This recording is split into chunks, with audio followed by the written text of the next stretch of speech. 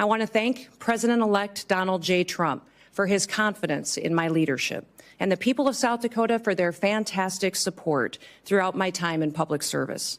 I would also like to express my sincere gratitude to Senator Kramer. He has been an invaluable resource to me throughout this process and given me much wisdom as well as insight into the thoughts and the procedures of the Senate and this body. And I'd also like to express my gratitude to Senator Thune, the majority leader of this esteemed body. He's been an advisor to me for many years as well as a friend, and I'm so grateful for the generous support of these two men and their willingness to be here this morning to speak on my behalf and to introduce me to this committee. Now, I'm a wife and a mother and a grandmother, a farmer, rancher, business person. I've served in our state legislature, in Congress for 8 years, and also a governor. I've spent my entire life in rural America. I understand what it means to work hard every single day and to build a better future for your kids and for all of our communities. I come before you today with a deep sense of responsibility and a humility as the nominee to lead the Department of Homeland Security, and also a commitment to the more than 330 Americans who we will work together to help serve and to keep safe and secure in their homes and in their communities. Now, before I proceed, I want to introduce to you my husband, Brian, who's here with me today. He is my constant 24/7 reminder of our dedication to public service and that it's not a solo effort or done alone. He has been a rock by my side, and I appreciate all of his love over so many years. I'm grateful that he's here with me today. Now, securing our homeland is a serious, sacred trust that must be relentlessly pursued and can never be taken for granted.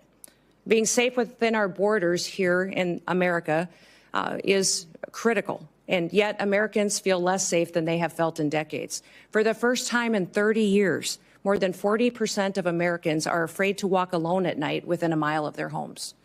President-elect Trump is going to change that. I've seen firsthand the challenges and the opportunities facing our great nation. In the 20 years since the Department of Homeland Security was formed, the nature of the threats to our homeland has grown and they've evolved. This department was created in response to the failures of the government that led to the September 11th, 2001 terrorist attacks. And that reality is not lost on me, especially in the wake of the recent terrorist attacks over New Year's. Now, I've led South Dakota for the last 6 years with a focus every day on making our state safer, stronger, and freer. I've focused every day on making the best decisions, not just for right now, but for generations to come. I've overseen a state budget of over $7 billion and a state employee workforce of more than 13,000, including more than 7,000 that report directly to the governor. I've addressed important issues like cybersecurity, human trafficking, drug interdiction, and also natural disasters, the same challenges that are facing so many of you and the people that you represent back home. I've secured our state and supported the rule of law. And if confirmed as the 8th Secretary, that is the same approach that I will take to leading the Department of Homeland. As we face the evolving threats of the 21st century, the mission and the success of DHS is more critical than ever. We must be vigilant and proactive and innovative to protect the homeland. The challenges in front of us are extremely significant, and we must secure our borders against illegal trafficking and immigration. We must safeguard our critical infrastructure to make sure that we're protected against cyber attacks, respond to natural disasters, and also terrorism. I firmly believe that we can meet those challenges head-on with resolve. Innovation, we can use collaboration with federal and with state partners. And, Senators, I want your input. Border security must remain a top priority. As a nation, we have the right and the responsibility to secure our borders against those who would do us harm. And we must create a fair and a lawful immigration system that is efficient and is effective and that reflects our values. President Trump was elected with a clear mandate. He needs to achieve this mission because 2/3 of Americans support his immigration and border policies, including the majority of Hispanic Americans. I was the first governor to send National Guard troops to our southern border when Texas asked for help and when they were being overwhelmed by an unprecedented border crisis. If confirmed as Secretary, I'll ensure that our exceptional, extraordinary Border Patrol agents have all the tools and resources and support that they need to carry out their mission effectively. The same is true of my commitment to the outstanding men and women of the U.S. Immigration and Customs Enforcement.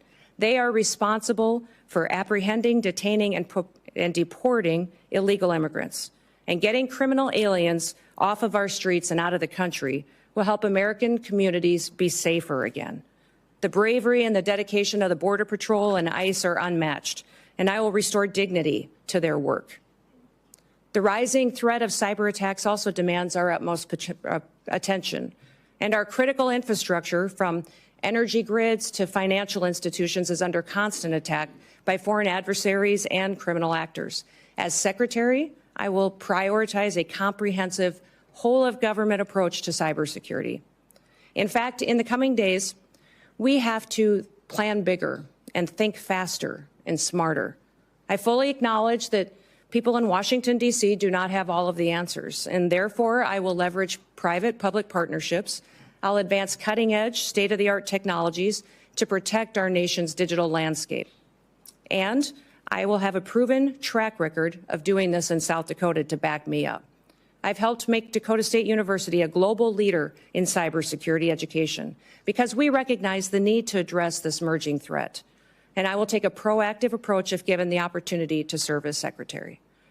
Now, President-elect Trump has been a tremendous friend to law enforcement over the years, and I will do the same in my role as Secretary. As Governor, I've worked closely with law enforcement to make South Dakota safer.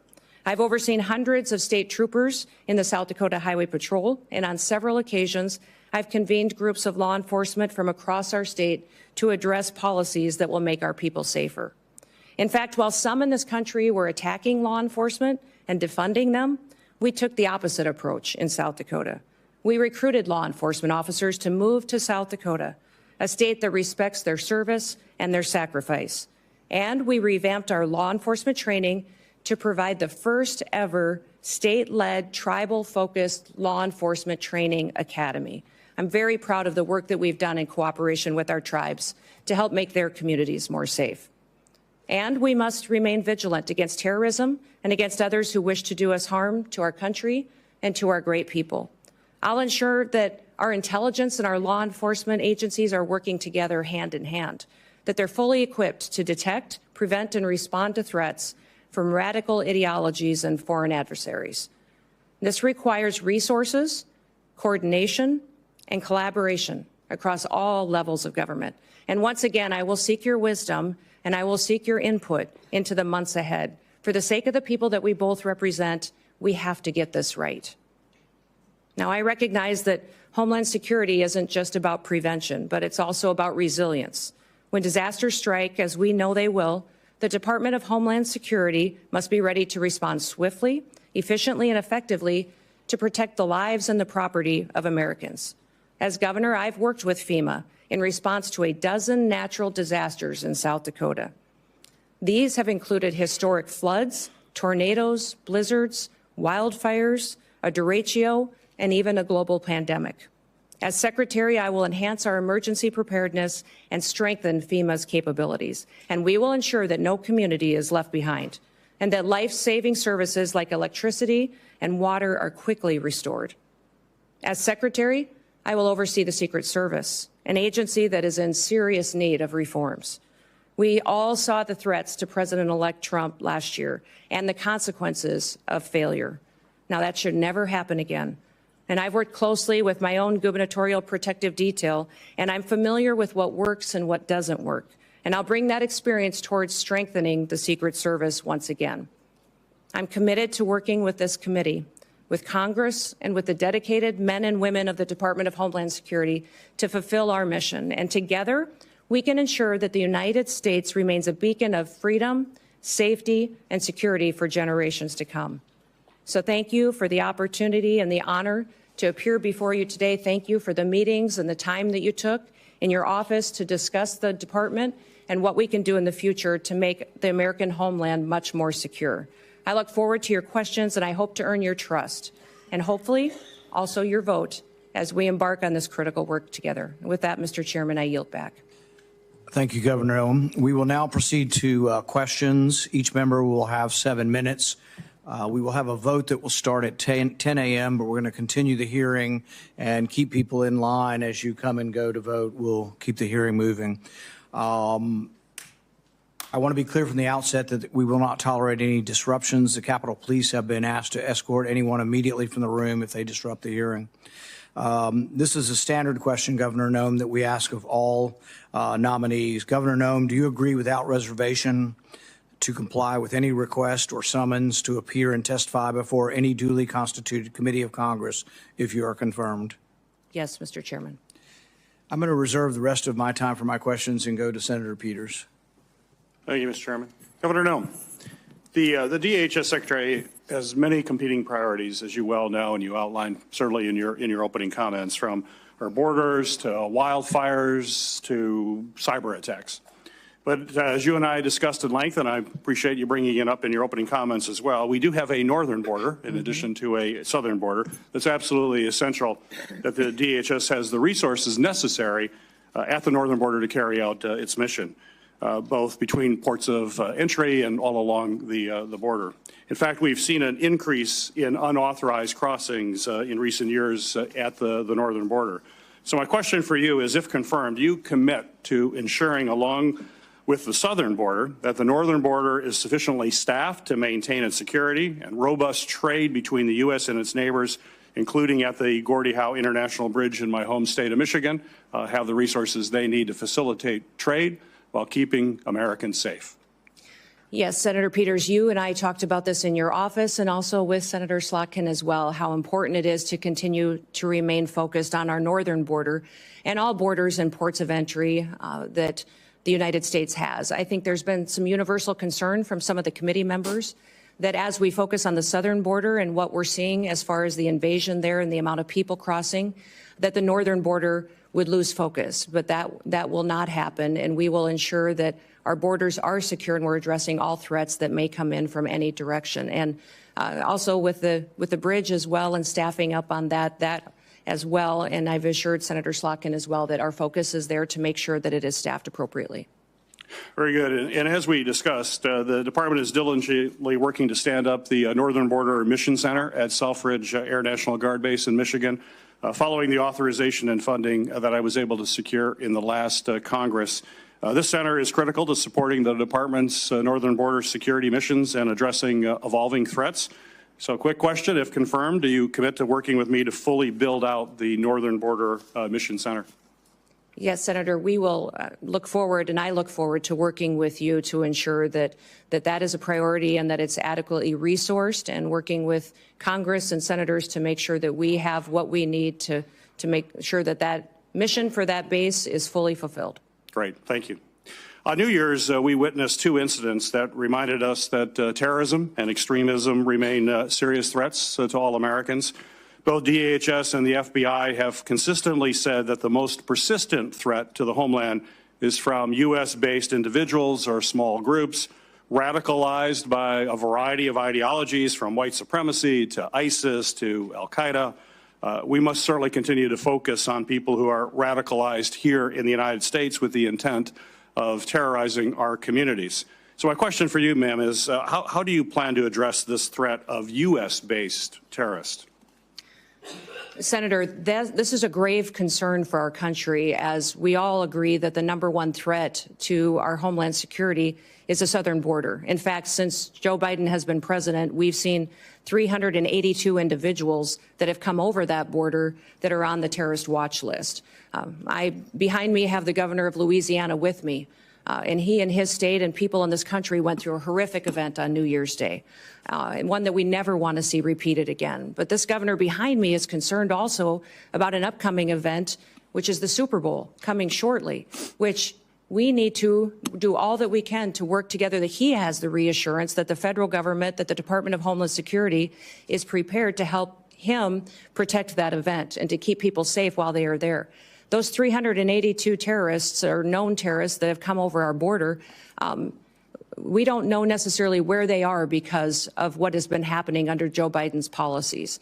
Now, President Trump obviously won the last election with a clear mandate, and that mandate is for the American people to secure that border but also we need to focus on domestic terrorism and homegrown terrorism, which you just referenced in your question.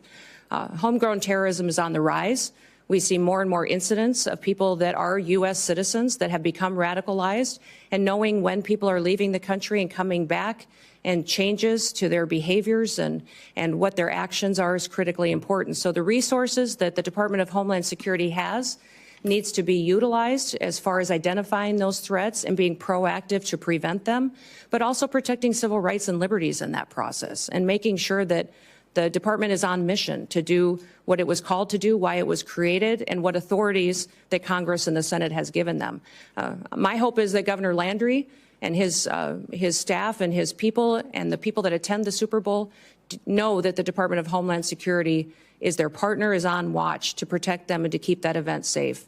I hope all Americans know that leadership has consequences. I hope that we can get through and get your support for this nomination and get confirmed quickly so that we can address the threats that we currently face and make sure we don't have any repeats of the day that we saw just starting this year on New Year's Day. In the last 2 years, we have seen increasingly aggressive and expansive cyber attacks against our federal agencies. Just last month, Chinese hackers infiltrated the Department of Treasury and stole potentially thousands of unclassified documents. So given these concerning trends by the PRC to hold our federal networks hostage, do you believe that federal agencies should be required to implement cybersecurity upgrades and maintain the highest cybersecurity standards to protect sensitive or classified data and U.S. citizen information as well? Well, Senator, the mission of CISA, which is the Cybersecurity and Infrastructure Agency, the mission of it is to hunt and harden.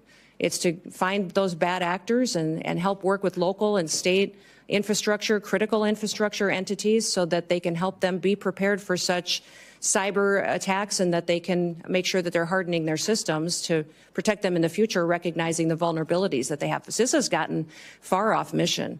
They're using their resources in ways that was never intended. The misinformation and disinformation that they have stuck their toe into and meddled with should be refocused back onto what their job is, and that is to support critical infrastructure and to help our local and small businesses and critical infrastructure at the state level to have the resources and be prepared for those cyber attacks that they will face. You know, Salt Typhoon was a campaign of espionage by the PRC in China against our telecoms, where large amount of data was stolen and taken, and people's private information was taken as well. And we've also seen China and the PRC go after our critical infrastructure with the Volt Typhoon hack. And that was extremely dangerous because there was no reason for them to do that, just to steal people's data and information. The reason for them to go after that was to control our critical infrastructure, for the ability to see if they could shut down a water plant, a utility company, and that was to cripple our country. So these threats are real. CISA needs to be much more effective, smaller, more nimble, to really fulfill their mission, which is to hunt and to help harden our nation's critical infrastructure. Thank you. Thank you. Thank you. Senator Scott. Governor Noem, congratulations on your nomination. Thank you. I think you're going to do a great job. I think it's great that you're a governor and you bring that expertise to the table. So I just went through the campaign to get reelected, and it was after the Butler shooting. I'd asked people, I said, at all my events, I'd say, raise your hand if you think the acting director of the Secret Service is going to tell us what happened. Not one person. I said, what about Secretary Mayorkas? You know, he's running HHS. What do you think? Or Homeland Security. What do you think? I said, how about Christopher Wray? You know, head of the FBI? Not one person. Can you just talk about the importance of transparency and accountability in government and how you're going to bring that to the table? Yeah, Senator Scott, thank you for that question, because that's what I have found across the country as well, and I know it's certainly true in my home state of South Dakota, is that people don't trust the federal government. They don't trust our leadership and this current administration that's in the White House right now to tell them the truth. To tell them the truth about what the threats really are, about our agencies and departments, when there are failures, addressing them and fixing it, The Secret Service is one of those perfect examples. They need leadership that understands why that Secret Service was created and what it needs to do. There's two elements really that the Secret Service is tasked with, and that is protective detail and then also investigations. Yet we see investigators within the Secret Service out there investigating antiquities and other things that are off mission when they should be focused on making sure we're addressing national security events with the protocols that are necessary and protecting the individuals that they're charged with and getting that skill set and training that are necessary. That's been compromised by not having enough people there and being adequately staffed and resourced. But frankly, the leadership hasn't been honest about talking about it. We saw this with the drones over New Jersey as well, the federal government not answering the questions from the public. And when they finally got a straight answer out of President Trump, they felt reassured that somebody recognized that this was something they were questioning and that they deserved answers. My goal and my mission is to build trust. We will undertake a large job and a large duty that we have to fulfill, that the American people expect us to do by securing our border, to make sure that our nation is a nation with borders or we're no nation at all, and that we are making sure that those criminal actors that are perpetuating violence in our communities and in our cities and towns and states are removed from this country, that there's consequences for breaking the law in our country again. There has to be consequences because when Americans break the law, there's consequences. And why would we ever allow someone to come in from another country and not allow them and not have consequences or allow them to continue to go forward and to commit rape and murders and break other laws that endanger our society. So we've had over 13,000 murders that are loose in this country that have come over that border. We've had almost 16,000 rapists and sexual assault perpetuators that are loose in this country right now. 425,000 plus people have criminal convictions that are here illegally in this country that our current administration is doing nothing to round them up and get them out of our country. We will be doing that immediately, and that will be the priority. And that is one of the reasons that today the American people have lost their trust. President Trump will build it back and know that their federal government is accountable to them and is working to put America first again. So Joe Biden completely opened our southern border and dismantled our entire immigration system. As a former governor, I know that when the federal government policies are broken and failing Americans, you see the impacts in your state, just like I did when I was a governor. And you take the steps necessary to protect the families in your state. I know you've done that. One thing you did, as you talked about before, you sent troops, our National Guard, to the southern border. Can you talk more about how Biden's open border policy has affected your state and communities and the role your state resources placed in helping secure the border? You know, we certainly have seen the effects in South Dakota that many of your states did, and I would say every state has seen the effects of an open border and the policies that have been under the Biden administration. We saw increased crime, but we also saw increased drug activity. We saw cartel and their affiliates moving into our state to proliferate trafficking, and we saw people being victimized and a lack of accountability with the federal government. So when Texas was addressing the situation and asked other governors for help, we sent help. I know many of the other governors at the time were sending law enforcement, but I made the decision that at that time that it was more appropriate to send the National Guard, that our National Guard could be activated under Title 32 and sent to assist another state from the invasion that was happening, and because the National Guard is trained for just such a mission.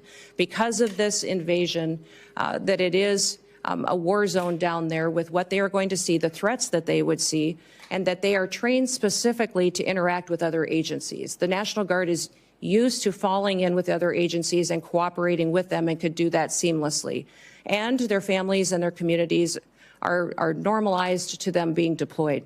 So we have in South Dakota deployed our National Guard to the southern border 8 different times.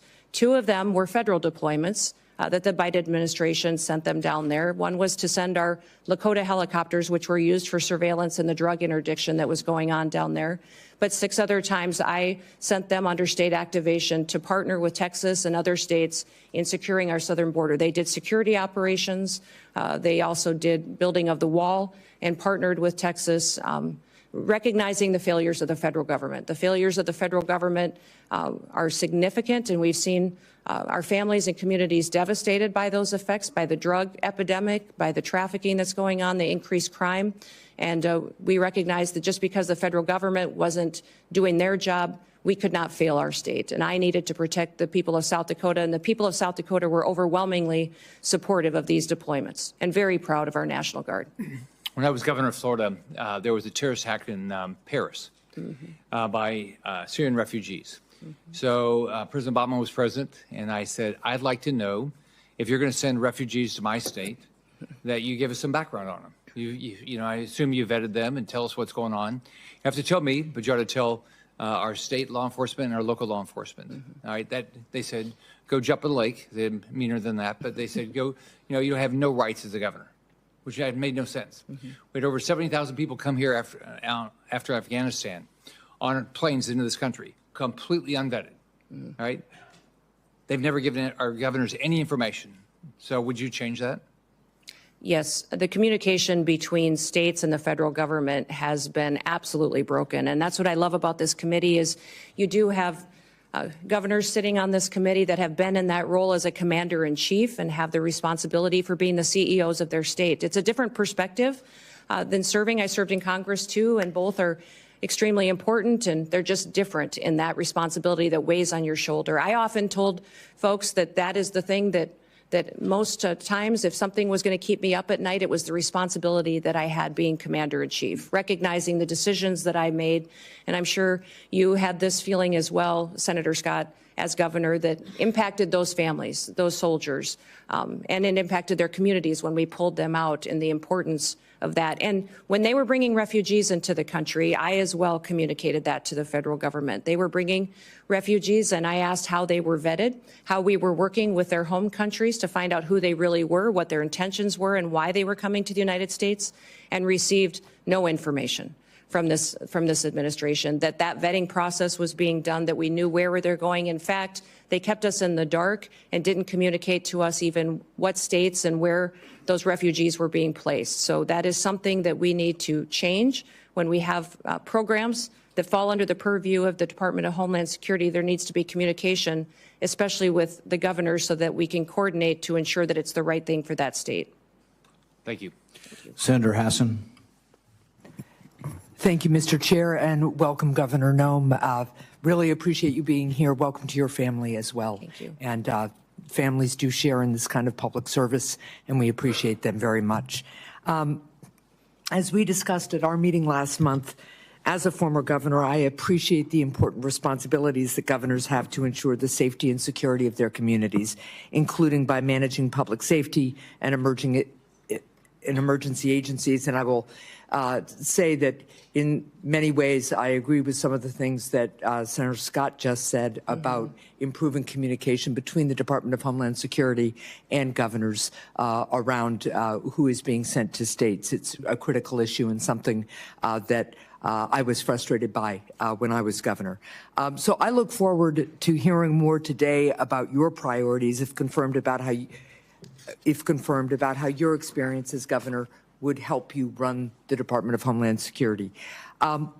Let me just start by following up with a question that Senator Peters had also touched on. We have recently in New Hampshire seen a dramatic increase in unauthorized border crossings at the northern border. And when I was at the northern border recently, law enforcement told me about the need for more personnel and resources. We still don't have cell phone coverage in a lot of the stretch of our northern border. I've worked with Senator Kramer on bipartisan legislation to strengthen our northern border strategy because it's clear more support is needed. So, Governor, if you're confirmed, would you deploy additional full-time personnel and upgrade equipment along the northern border?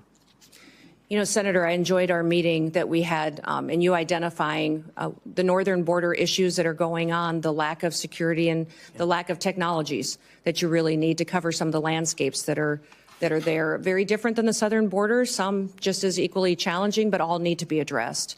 So I definitely will be working with you to ensure that our northern border is adequately resourced as well. And we do have to have the resources in order to be successful. Right. That's something I want to work with Congress, with the Senate and the House on, to ensure that the resources are there to meet the challenges that we have. We have not fully utilized the technologies that are available that are necessary to really secure this country and to compete with those bad actors which wish to infiltrate our country. And having the ability to utilize them will make us much more safe. So I'll work with you most definitely in ensuring the northern border is protected. Well, I appreciate that. And I just note, too, that at the same time, there's real concern in New Hampshire and all along the northern border that we strengthen the border and have the resources we need. We also have a really strong economic relationship with our partner, our friends to the north, and a lot of family relationships. So I think it's important that we're smart in the deployment of technology. We don't want to impede that flow of economy and people that's lawful, but we do want to make sure that we have the resources we need. I want to turn to the southern border now. At the southern border, we need significant technological investments to support law enforcement personnel in their efforts to catch fentanyl smugglers, to stop human traffickers, and seize the cash and illegal guns that criminals traffic southward to the cartels. And we talked about this a little bit. There's bipartisan support for these investments, and I've worked with colleagues, including Senators Langford and Cornyn, on legislation around these issues. Governor Noem, could you identify specific technological investments that you would make at the southern border, and are you willing to work with me on increasing southbound inspections if you're confirmed?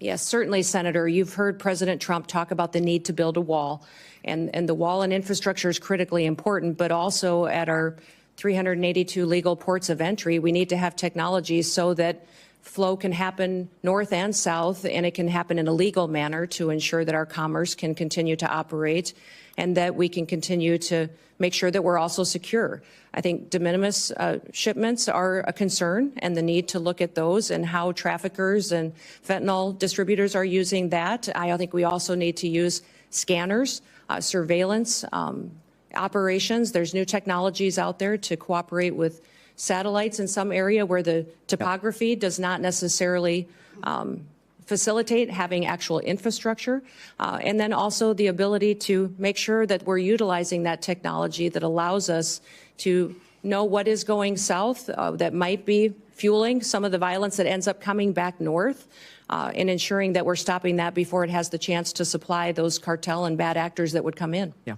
I really appreciate that, because the southbound flow, particularly of cash and weapons, fuels the cartels and strengthens them. Absolutely. And it's something that we really have to focus on. I also want to follow up on the issue of cybersecurity. Recently, criminals launched a successful cyber attack on PowerSchool, a cloud-based record management system that contains personal information about tens of millions of kindergartners through high school seniors, including many students and teachers in New Hampshire. This cyber attack on PowerSchool comes as schools and local governments across the country have seen a surge in cyber attacks on their systems. And when a small school of maybe a couple of thousand system, maybe 1,000 students or so has to pay $2 million in ransom. I want you to think about what that does to one of our small communities, right? So Governor Noem, if you're confirmed, how will you empower the Cybersecurity and Infrastructure Security Agency to improve the cybersecurity of state and local governments in the United States?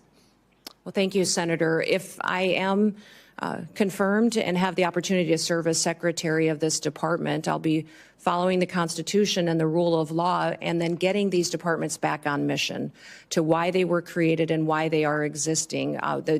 What CISA should be doing is helping those small entities, those schools, those local city governments, the state governments, and the small businesses that are critical infrastructure that don't have the resources to stay on top of the critical protections that they need to enact. Well, let me follow up just quickly on that one point. It's something we discussed when we had our meeting. I worked with Senator Cornyn on a bipartisan bill that became law that created a cybersecurity grant program for state and local governments. This is in addition to each state getting a cyber coordinator to help on the ground.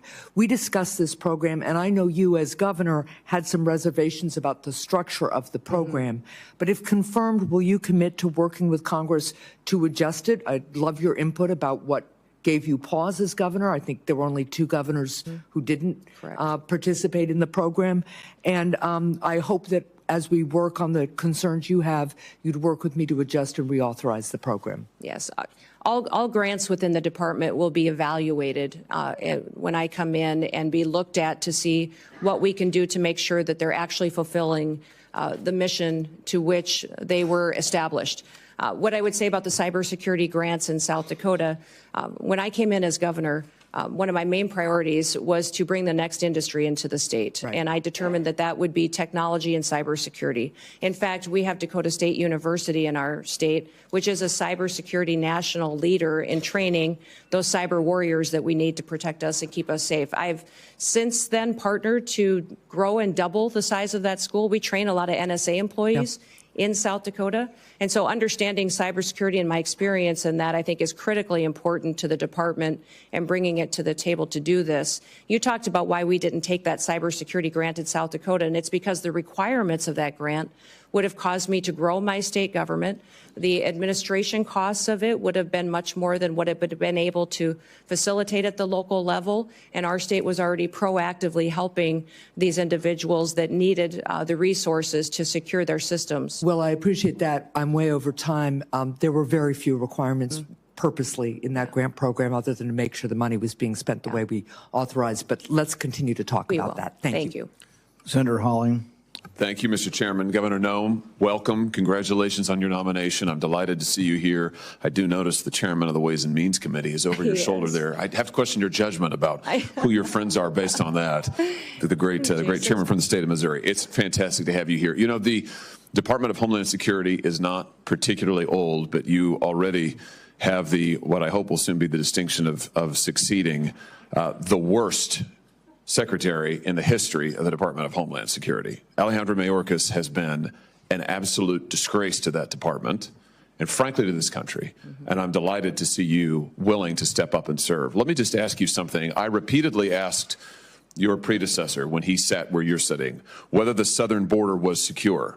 And he repeatedly told me under oath, it is secure, Senator. And he repeatedly said under oath, our policies are working, Senator, meaning the Biden administration policies that, of course, gave us this devastating open border. So let me just ask you, is the southern border secure as we find it today? Senator, no, the southern border is not secure today, but in just 3 days, we will have a new president in this country, President Donald J. Trump, and he will secure our border. That is refreshing candor. I'm glad to hear it. Let me ask you about a young man from my state. This is Travis Wolf, who's 12 years old when he was killed just over a year ago by an illegal migrant who mowed him down, and I choose my words carefully, mowed him down in a motor vehicle, hit him head on, doing 75 and a 40, killed him. Others were severely injured. Just yesterday, a witness sitting where you are sitting today told this committee that migrant crime is, and I quote, not an actual concern. Not an actual concern. In a hearing before this committee advising us to drop the Lake and Riley Act and not focus on migrant crime. You know, in my state, with the death of people like Travis Wolf and Officer David Lee, who was assaulted and killed in St. Louis, and officers in Kansas City who have been assaulted by illegal migrants, and others who have been carjacked and stabbed, would you agree with me that migrant crime sure as heck is an actual concern and that you intend to do something about it? Yes, Senator, absolutely. And I am so sorry about Travis and my prayers go out to his family. I can't even imagine what that is like. And thank you for telling his story, because there's so many families in this country that have that same story. And they don't understand why the federal government is allowing people to come into this country illegally and then perpetuate crimes against their people and then give them resources and shelter and food and debit cards to go take care of their families when they go to work every single day to make sure that they're providing for their families and are held accountable to when they break our laws. So, let me ask you this. Will you work with President Trump to reinstate the Remain in Mexico program that the president had in place in his first term, which does so much to ensure that those who would seek to abuse our asylum system are not allowed into the country, and those who have legitimate asylum claims, their claims are processed in due order and in due course, but they wait in Mexico until those claims are fully processed. Will you work to reinstate that program? Yes, Senator, the president and I have talked extensively about this and will 100% partner with him to reinstate the Remain in Mexico policy and make sure that it's in place. Fantastic. I think Travis might be alive today if that policy had been in place. Let me ask you about CBP One, the phone app that I've called concierge service for illegal immigrants. I'm sure you're familiar with it. This was the Biden administration's effort to allow asylum seekers to apply ahead of time using their phones, but not actually to provide any evidence that they needed asylum. There was a newspaper report, a press report that said the only problem with the app is it never asks users, are you seeking asylum? They don't ask for any asylum evidence. They simply release these so-called asylum seekers who use the app into the country on parole. Sometimes they're never given a hearing. The Inspector General actually did a report, a full investigation report on CBP One, and found that frequently users of this app were claiming the same addresses in the United States as their intended destination, even though they didn't know each other, they weren't family connections. In other words, it has been completely abused.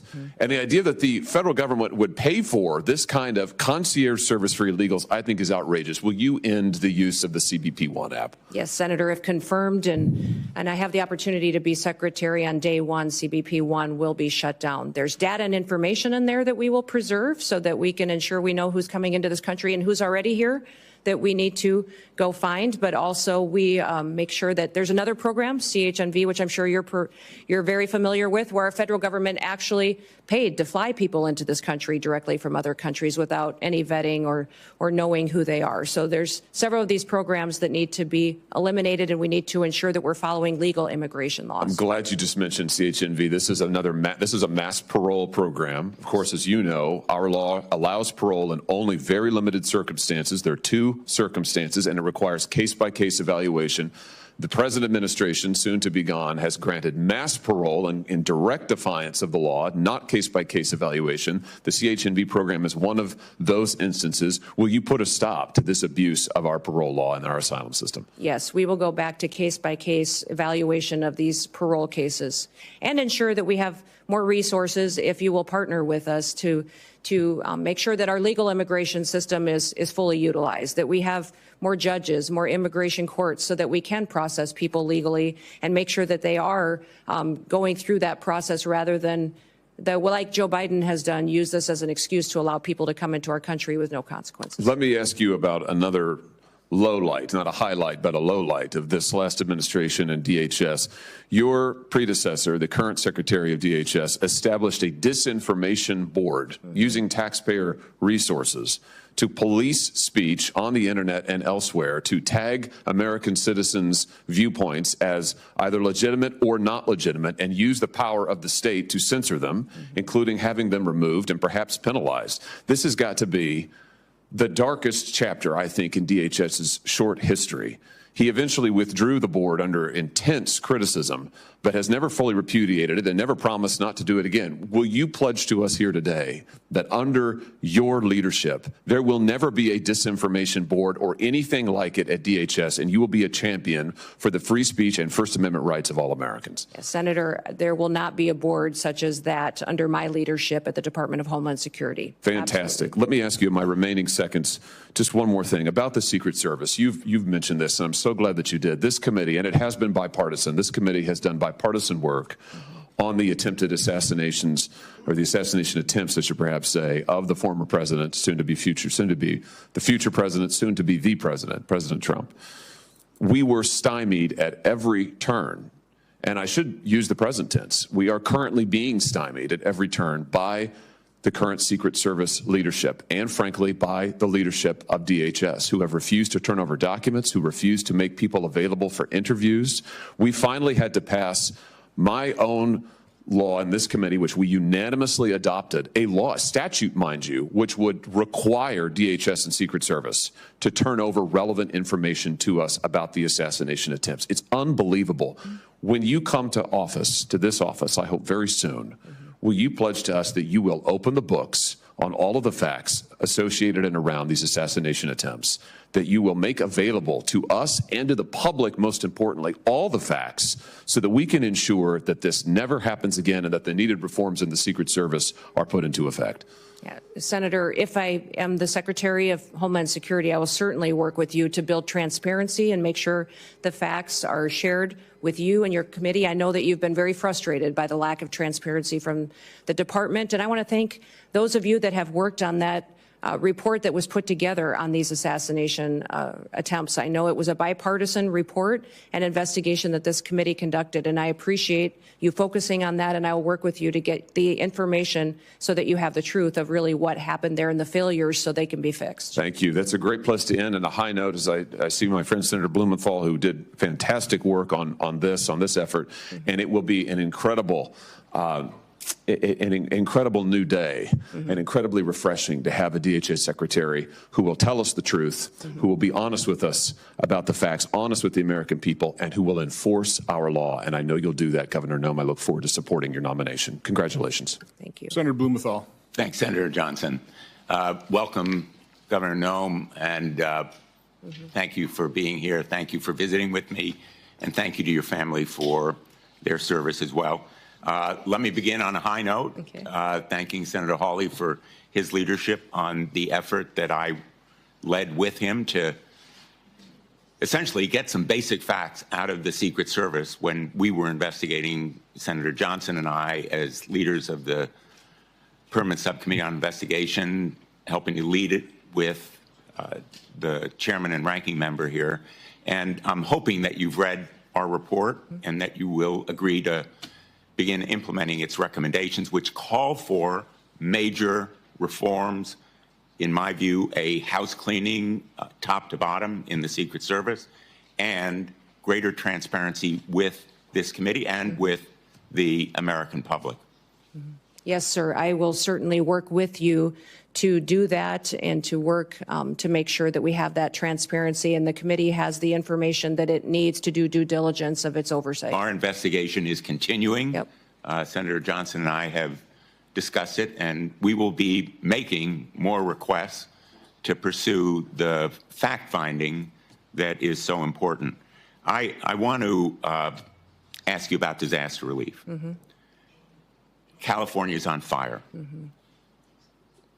The fires raging there are going to leave destruction and devastation that is heartbreaking. I am really disappointed with some of the statements that President-elect Trump has made. For example, saying that, quote, we won't give him, referring to Governor Newsom, money to put out all his fires, and if we don't give him money to put out fires, he's got a problem. The specter is there of potential discrimination based on politics, withholding money from California or other states. It's not an unfounded fear. In the last administration, there were public reports about President Trump withholding money from the state of Washington because of his disagreements with Governor Inslee. Connecticut, like the rest of the nation, suffers from these natural disasters. Most recently, in August, we were hit by major flooding, and these natural disasters are going to become more frequent, as will be the need for the federal government to meet the requests for declarations of natural disaster. I assume you will agree with me that withholding disaster relief by President Trump or any other chief executive of the United States is a violation of his duty and of law. Well, Senator, leadership has consequences. And looking at the tragedy that's happening in California, I want to ask you yes or no, with all due respect. Yeah. It's an easy. What's happening in California is the ramification of many decisions over many years. But under my leadership at the Department of Homeland Security, there will be no political bias to how disaster relief is delivered to the American people. So if President Trump were to say to you, we're going to withhold money from Connecticut or Michigan or any of the states, Iowa, because we don't like the governor or we don't like the politics of the state, you would stand up to him and say, Mr. President, we need to allocate that money. Well, Senator, in 3 days, President Trump will take an oath to uphold the Constitution and the rule of law in this country, and he will do that, and I'll be glad to have him back. And I don't assume that's a speak yes. to hypotheticals, which is what you're asking me to do, but what I will tell you is that as Secretary, I will do the same. I will deliver the programs as the Well, it's more laws than a dictate. hypothetical, with all due respect, and I apologize for interrupting you, but my time is limited, as you know, as a veteran of these hearings. It's more than a hypothetical. It's based on experience with President Trump withholding money from Washington State and elsewhere. I need to know from you, will you stand up to the President and say, no, the Constitution and the Impoundment Act requires us, for example, to allocate the $100 billion that we have just appropriated in the last session to states like Connecticut, $3 million, Texas, $10 million, almost every one of the states represented here. Will you say no to the President if he withholds that money? Sir, I don't know about the scenarios that you're referencing with President Trump, but what I will tell you is that if given the chance to be Secretary of Homeland Security, that I will deliver the programs according to the law and that it will be done with no political bias. And if the programs change, or if you decide to change the rule of law, then I will follow that while adhering to the Constitution. So you pledge to allocate and distribute that $100 billion according to how the program is written, with no political bias. Every American deserves to be there and have disaster relief the same as their neighbors. Basically following the law. Yes. Let me ask you, Senator Peters asked you about homegrown terrorists. The New Orleans tragedy was the result of a homegrown terrorist born in this country, radicalized by ISIS. And it reflects the reason why the intelligence community, the FBI, almost all of our law enforcement has said repeatedly, domestic violent extremism is the most lethal and persistent threat to our security. That terrorist was radicalized by ISIS. The investigation is underway. We don't know all the facts, but we do know that he was a military veteran, and ISIS was responsible for radicalizing him. Shouldn't we focus on ISIS as a threat to this country's security? Senator, certainly we should be focused on all threats to this nation's security. That's the mission of the Department of Homeland Security, and homegrown terrorism is growing. We have more and more incidences. The tragedy we saw and the terrorist attack in New Orleans. What will you do to combat it? What will you do to stop ISIS and other extremist organizations from radicalizing people in this country? Well, certainly, Senator, I'll continue to work with the administration and our partners and the Department of Defense, the intelligence agencies, also within Secretary of State and the other branches and cabinet officials to make sure we're bringing all resources to bear to identify and to stop these types of terrorist activities. What I would say is the cybersecurity and intelligence elements that we have within the Department of Homeland Security have been incredibly siloed. They have not communicated with other intelligence agencies like they should and partnered. INA has some interaction, but not enough. And we also need to have CISA have interaction with the FBI, CIA to make sure they're working together to stop these types of threats and identify when they're growing among our citizens and how they become radicalized. Expired. This area of questioning, I think, is supremely important. I know there's a lot of focus on the border. We all want more border security. We want to stop migrant crime, but let's not take our eye off the ball. The governor of Louisiana for the Super Bowl ought to be really riveted on the potential for homegrown terrorism as a threat. And I hope that you will help him and other governors to do their duty to protect the people of the United States from that homegrown terrorist threat. Thank you. I look forward to working Senator with you. Ernst. Thank you, Senator Johnson. Governor Noem, thank you so much for being here today. And I want to thank you for your continuing service, the service that you had as a member of Congress, the service that you have displayed as a governor of the great state of South Dakota, our neighbor to the northwest, and for being willing to step up and take on this immense responsibility. So thank you so very much. We had such a good discussion when you came to my office in the last several weeks, and we talked about the importance of securing our border and fixing our broken immigration system. And I'd like to start today by sharing a story about one of my constituents from Council Bluffs, Iowa. And what we have seen through this broken border is tragedy that strikes so many families across the United States. So very similar to the story that was shared by my colleague from Missouri with his constituent, Mr. Wolf. I have a young woman by the name of Sarah Root who encountered tragedy on January 31st, 9 years ago. So Sarah Root was struck and killed by an illegal immigrant who was drunk driving.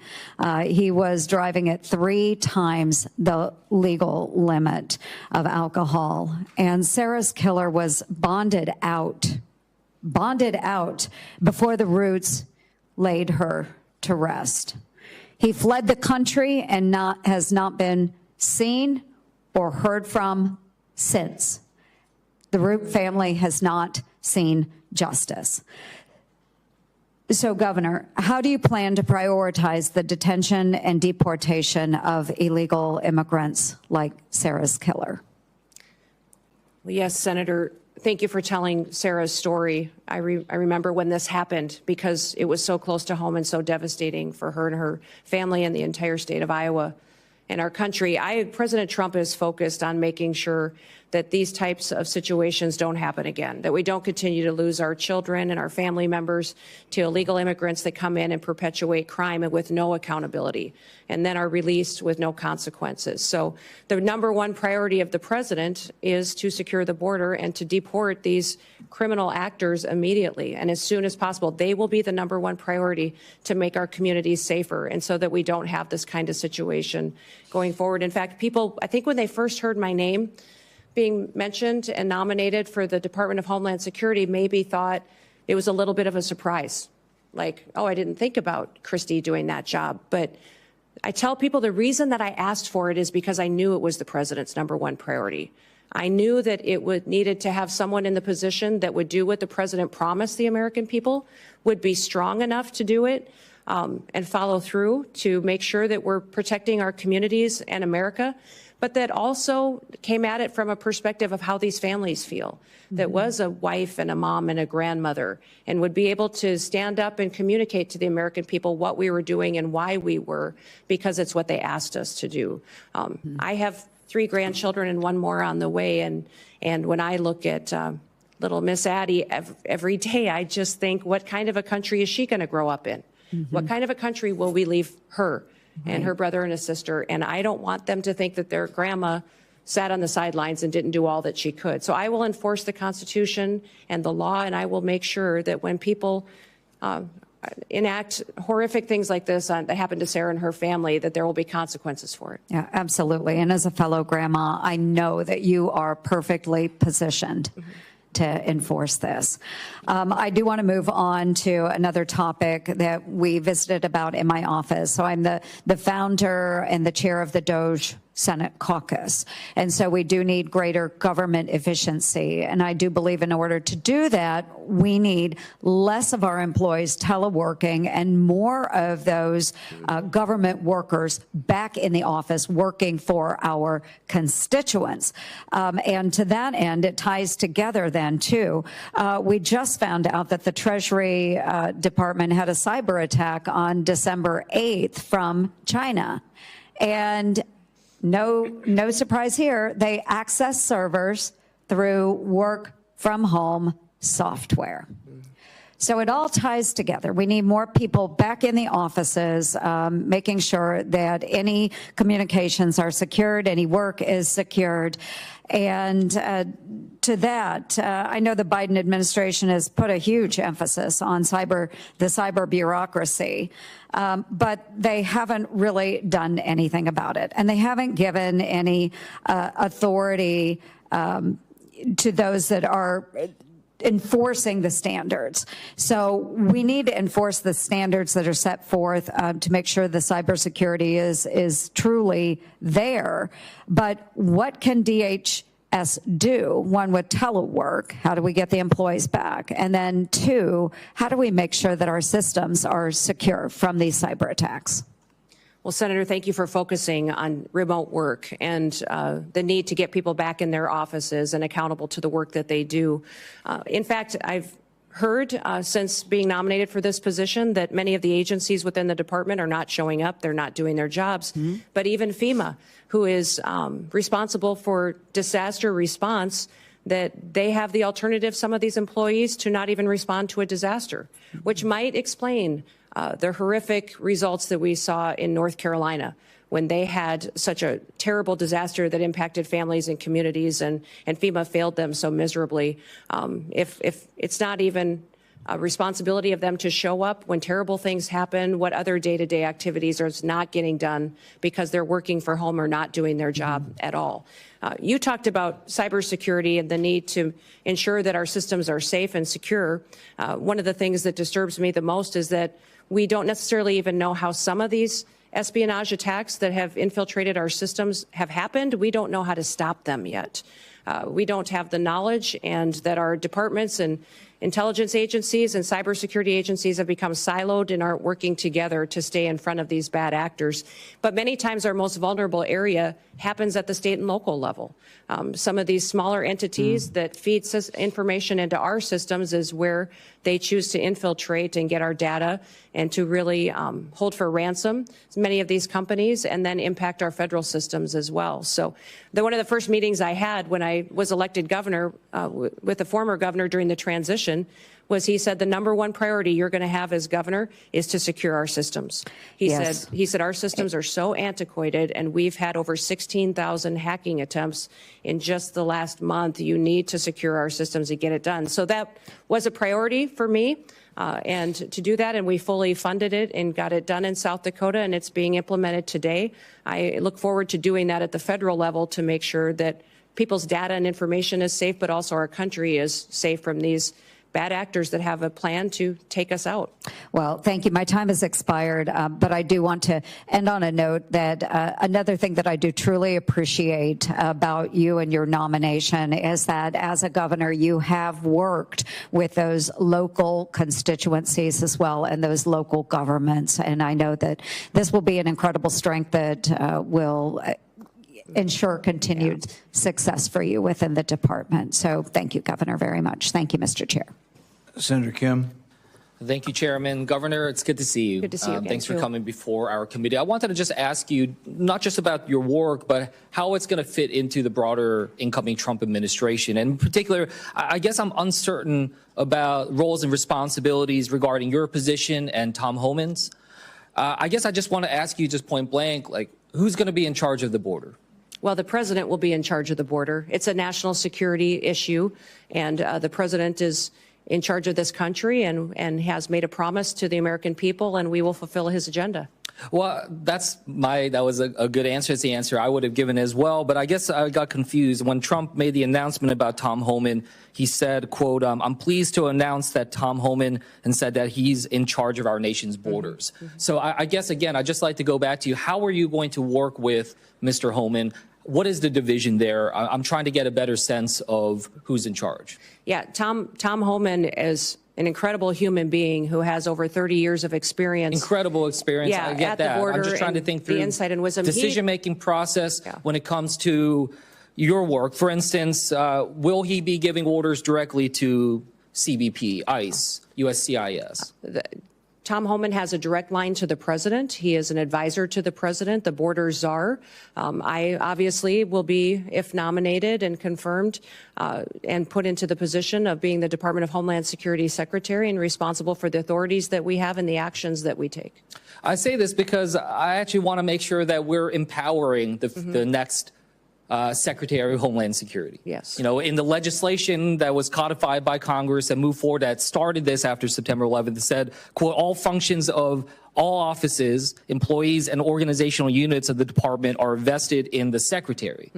So I guess the reason why I mentioned this is I've just seen some quotes from Mr. Homan where he said, quote, I'll be making decisions on border security and deportation. He was asked in another interview about the stronger role that he'll play, and he said, absolutely, I'll be making decisions on how we do the border. So I just raise that as a concern of mine, because not only is that about the function of our executive branch, but also the capabilities of this committee to be able to properly do our constitutional duties for oversight, the ability for us to be able to have that conversation. We can talk to you, engage with you. That is the direct way. But if he is going to be making decisions, then he should come before this committee as well. And I know that that's something where, as far as I know, his role will be directly at the White House, is not something that will be under the purview directly of this committee. So I just wanted to raise those concerns. Yeah. Tom and I work very well together and talk and communicate all the time, and we'll be working together on a daily basis when we're in our positions under the new administration. And I would say there's no authorities being planned to be taken away from the department or myself if I'm in the role, and but we'll continue to oversee signals. You can understand how people in my home state, maybe around the country, when they hear Mr. Homan saying, I'm making the decisions, when they hear President-elect Trump say he's in charge of our border. So, I urge, that we're going to try to do our best to try to make sure we're empowering the department, empowering the next secretary, because that's where, our laws are invested in our decision making. Yeah. Well, thank you, Senator, and we'll make sure you have all the information that you need. And Tom working directly with the president and I working directly with the president hope to help you get all that you need to reassured that the authorities will stay the same as they currently are, but we will continue to work to secure that border and make sure that we're working together in that way. I want to just switch gears about you raised the concerns about terrorism, especially foreign terrorist groups. I guess I just want to ask you, what are the major foreign terrorist groups that are, well, first of all, what are the major foreign terrorist groups that are out there that we're tracking? Which are the ones that are concerns to us in terms of potentially trying to inspire or coordinate an attack upon us? And if you can just give me a sense of what their current capabilities are to try to enact that. Well, I think we face a lot of threats, Senator, and since I'm not in the role today, I shouldn't get into specifics with you. But I think you can at least get into specifics about what organizations that are out there. Yes, so I just wanted to get a sense of your knowledge of the organizations. All the traditional terrorist organizations that have always threatened the United States. But I would also say, Hamas, ISIS, continuing down that path of those terrorist organizations. But we'll continue to also focus, though, not just on those, but also the cartels, their partnership with the Chinese, and what they are doing. Listen, I've told people for years, for over 30 years, I've worked on national policy, on food policy, on agriculture policy, and I've seen the Chinese agenda to infiltrate our country, control our food supply chain, but also their manipulation of their currency and stealing our IP. And now I believe that this fentanyl crisis that they have flooded our country with is geared, and the purpose of it is to kill our next generation of Americans. No, I don't discount the importance of those. So when you focus on one or two groups, I think it takes your eye off the ball as to where all the threats could come from. We just spent a significant amount of time talking about homegrown terrorism as well. And I'm glad we're having that conversation. But the reason why I mentioned it, I was not trying to quiz you or anything of that nature. It's just that, when the Department of Homeland Security, when their threat assessment for 2025 lists 3 organizations, lists Al-Qaeda, lists ISIS, in particular ISIS Khorasan, and the IRGC and the threat from Iran. I just want to make sure that I get it. You're talking about the importance of the border. We all understand that. We want to work with the incoming administration to try to have an orderly process with that. But I just want to make sure that in particular DHS, the primary mission, if we look at the founding legislation, the primary mission, the very first mission is prevent terrorist attacks within the United States. and do everything we can to minimize that type of threat. So, yes, I do think it's important for us to focus in on 1, 2, or 3, or just wherever these terrorist groups are at. Yes, I know that part of that effort to try to minimize terrorist attacks is through through the work that we try to do to secure our borders, all of them, air, sea, and land. But the primary mission still is about preventing terrorism, not just the border security. That's a tool to be able to accomplish that. So I just raise that with you. I want to make sure that the next Homeland Security Secretary has a very detailed knowledge and understanding about the terrorist groups, their capabilities, and is tracking that on an absolute daily basis, and that they understand that is their top mission. And with that, I'll yield back to the chairman. Senator Johnson. Governor Noem, welcome, and thank you for your willingness to serve. You'll be taking over a massive federal government agency, 240,000 employees. It's probably too massive. I think had I been there back then, I don't think I would have assembled these 22 different agencies in this massive department, but that's what we've got. It's a department that the previous administration, I think, has completely misused. Instead of using Customs and Border Protection to do that, to protect our border and secure it, they've utilized those resources to incentivize a massive influx of illegal immigration. Instead of using the Cybersecurity Infrastructure Security Agency to do that, they instead engaged in mission creep and utilized it to censor Americans with the Misinformation Board. I am concerned about disaster relief, just federal disaster relief in general, creating greater and greater and increasing levels of moral hazard, resulting in higher costs of these disasters. So let's cover each one of those kind of in order. How do you gain control over a massive agency whose resources and personnel have been misused? I mean, how do you root out those individuals who, instead of securing our border, opened it up and facilitated this? Well, Senator, this has been a big topic of conversation in most of the meetings that I've had with the members of this committee was how do we fix this agency, which the reputation is that it's broken and dysfunctional. I think that was the question I get asked the most is why would you want to head up such a dysfunctional department? And I would say that because the mission of the department is to secure the homeland and our people. It's our biggest vulnerability right now. And we have a president that's not enforcing the law. And I don't believe the law should be unequally applied. Everyone wants to be subject to our laws, and a nation without laws and without borders is not a nation at all. So I will work by ensuring one of the things that Senator Ernst talked about, people have to show up for work. I think there's going to be a majority of people who don't have their primary mission to secure the homeland, that if they don't want to show up for work, then maybe they're just not truly passionate about protecting America. I think they need to do that, and they need to recognize what their job is. The morale in DHS is very low. I'm going to let people do their jobs. I'm going to remind them what their jobs are. Some of these Border Patrol agents haven't been able to do their jobs for a very long time. They've been processing paperwork and facilitating an invasion when they should be back securing our border, which is why they were recruited and wanted to serve there to begin with. We're going to build partnerships with local law enforcement, with ICE and task forces. So we're communicating again with local sheriffs and mayors and law enforcement to partner together. When you talk about the fact that this is such a broken agency that needs so much improvement, a lot of it goes back to why we're recreated and are we fulfilling that mission and making sure that these individuals are getting back on task. So under my chairmanship and under the Trump administration, we did rename a part of DHS, the Cybersecurity Information Security Agency.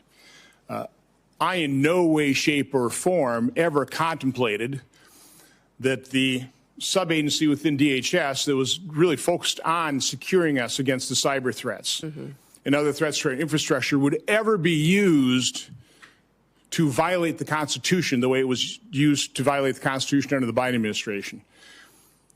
This administration has been completely opaque.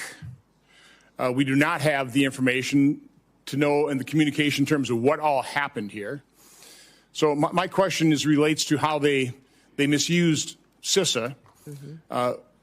Will you commit to providing the transparency, providing the information, investigate it yourself, but provide this committee, my subcommittee, the information to expose the truth to the American public, but even more importantly, propose a piece of legislation based on our investigation, based on those results, to fix it so that no administration can ever misuse the language of the law to commit that kind of unconstitutional act and violate people's First Amendment rights. Yeah, Senator, I look forward to working with you on that. And I think what we saw during the COVID pandemic, the actions of CISA, their misinformation and disinformation campaign, the materials they were putting out was shocking. Shocking at what they were doing to decide what was truth, what wasn't, and how they were trying to manipulate the American people. We saw it in elections, and Russia influence as well.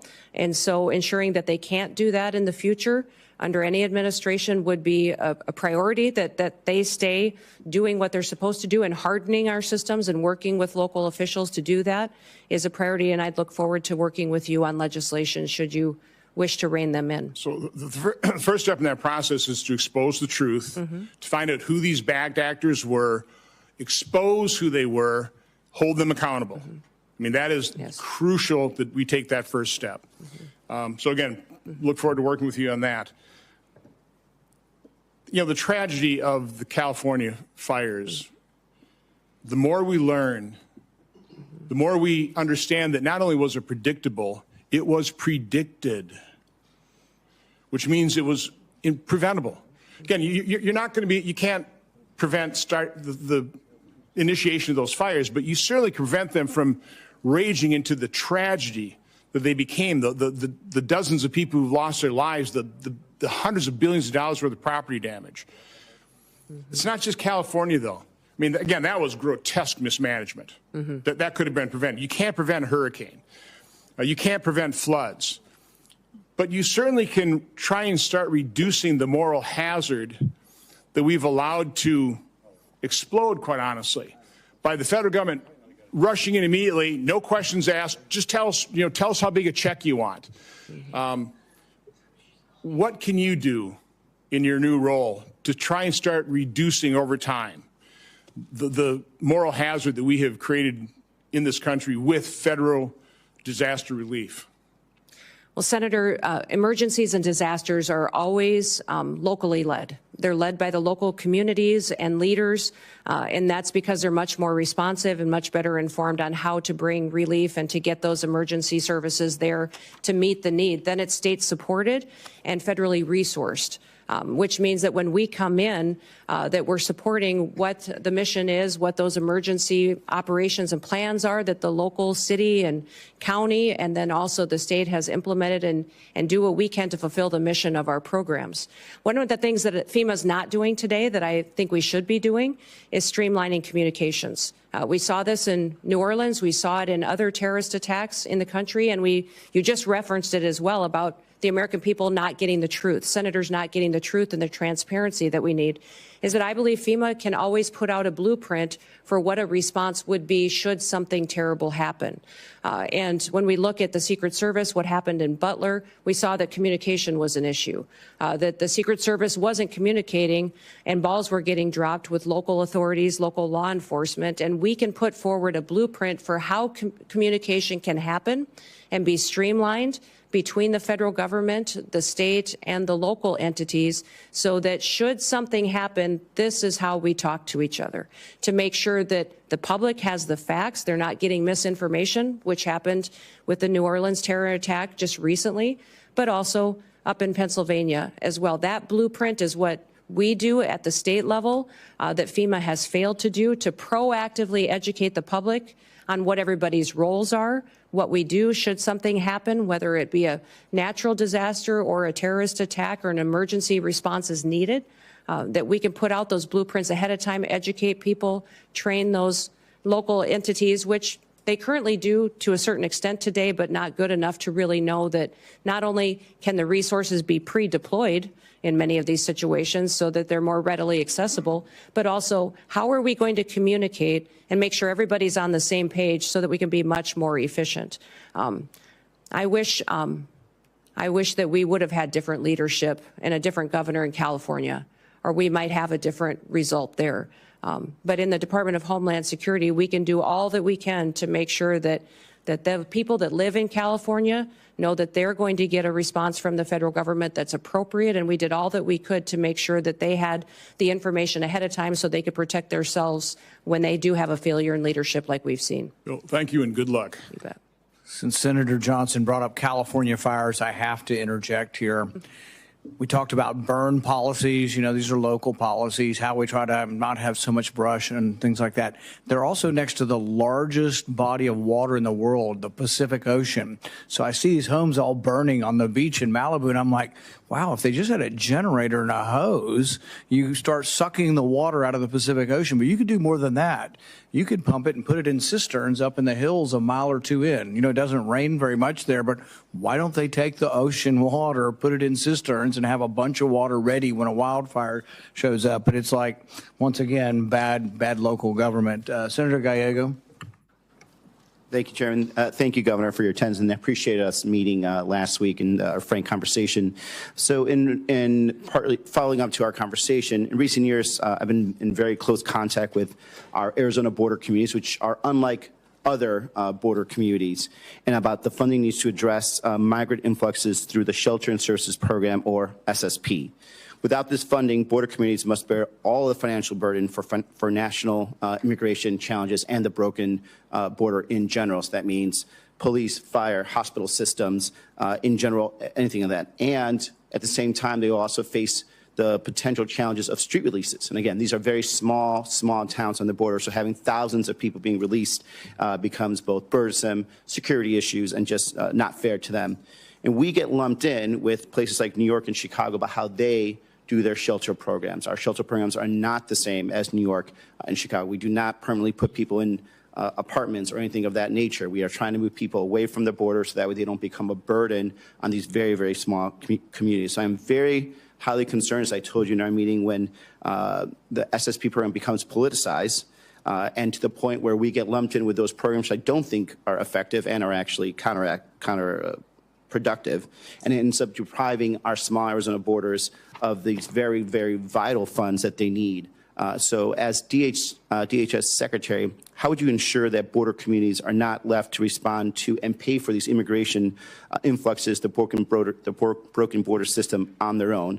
And would you commit to helping really not politicize or just join the SSP program to the point where places that are doing things correctly, like Yuma, Arizona, like Pima County, like Cochise County, aren't lumped in with the people that are doing things incorrectly, like New York State and Chicago? Well, Senator, thank you for the conversation in your office about the program, FEMA, the southern border and the challenges, and then also the difference between your state and how you utilize funds versus other states. I would say that my hope is that if given the opportunity to serve as secretary, that the federal government would no longer, and I believe as President Trump has promised the American people, facilitate an illegal alien invasion, and that your communities in Arizona would no longer have the issue with having people in your small towns and communities that you need to figure out how to take care of and get them to where they want to go in other places of the country. The president has promised he will secure the border, that we will uphold our nation's laws, and that he will do that to the benefit and be putting America first again. So I know we talked extensively about the SSP program and how you've utilized it, but getting these programs back to what they were intended is important. FEMA is a disaster response agency, and some of the facilities that have been utilizing these types of funds and dollars need to be reevaluated and to make sure that it's truly doing the service that is upholding our nation's laws. And certainly I understand reevaluating, especially how some of these states have been using it. And in an ideal world, we don't have to have a program like that because we don't have this mass of humanity that's coming towards our borders. But even under the first Trump administration, we actually still needed it also. So this is why my concern is to not get rid of this program because, again, these small communities, I'm talking communities of maybe 10,000 people, maybe only 6 or 7 cops are going to end up really bearing the brunt. And we're not a big state. We can't really compensate for those types of losses. These small communities are also largely in, you come from a rural state, counties that are largely rural with a lot of federal land, so they actually don't even have a tax base. So when the broken immigration system sends people to these borders and we end up not having to have enough, these communities don't have enough money to pay for cops, firefighters, overtime for hospital systems, it's that type of program that keeps these small communities afloat. So I just want to make sure, that again, this does not become politicized and that we are kept separate from, I think, the mistakes that other states have taken on. Moving on, in Arizona, we have large parts of the border that run through tribal lands. We have 22 federally recognized tribes. We have great relationships with these tribes. They want to be collaborative partners when it comes to border security. And we have some great programs that have worked in the past. For example, the Shadow Wolves program with the Tohono O'odham Nation. It's a really good example, collaborative program of tribal law enforcement that worked with DHS to make sure they stop human smuggling and cartels going through the borders. But as DHS Secretary, what is your plan to consult with our border tribes and work together to balance both national security but also their sovereignty? Yeah. Well, Senator, I believe that my experience as governor and my relationship with working with our tribes is going to be an incredible, powerful tool for me to bring to bear at the Department of Homeland Security to work on how we secure our southern border, but still respect their sovereignty and still be able to work with them. This year, when looking at public safety issues that we had in South Dakota and their lack of ability to hire tribal officers on our reservations in South Dakota, I offered to train federal law enforcement officers, BIA officers, but also their tribal police in South Dakota at no cost to our tribes. And it's been an incredible, powerful tool that we've had to build relationships. Those tribal police had the chance to go through academy with the local maybe deputies from the counties and the state highway patrol troopers that were coming on board. And those relationships have built partnerships in our state that we didn't have before.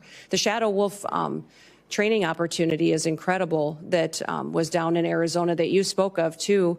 And in looking into that program, I'd like to continue to build on that and perpetuate in the future so that our tribes have an opportunity to have a secure border, but also have it reflect their values and their culture and have their own people be a part of the solution.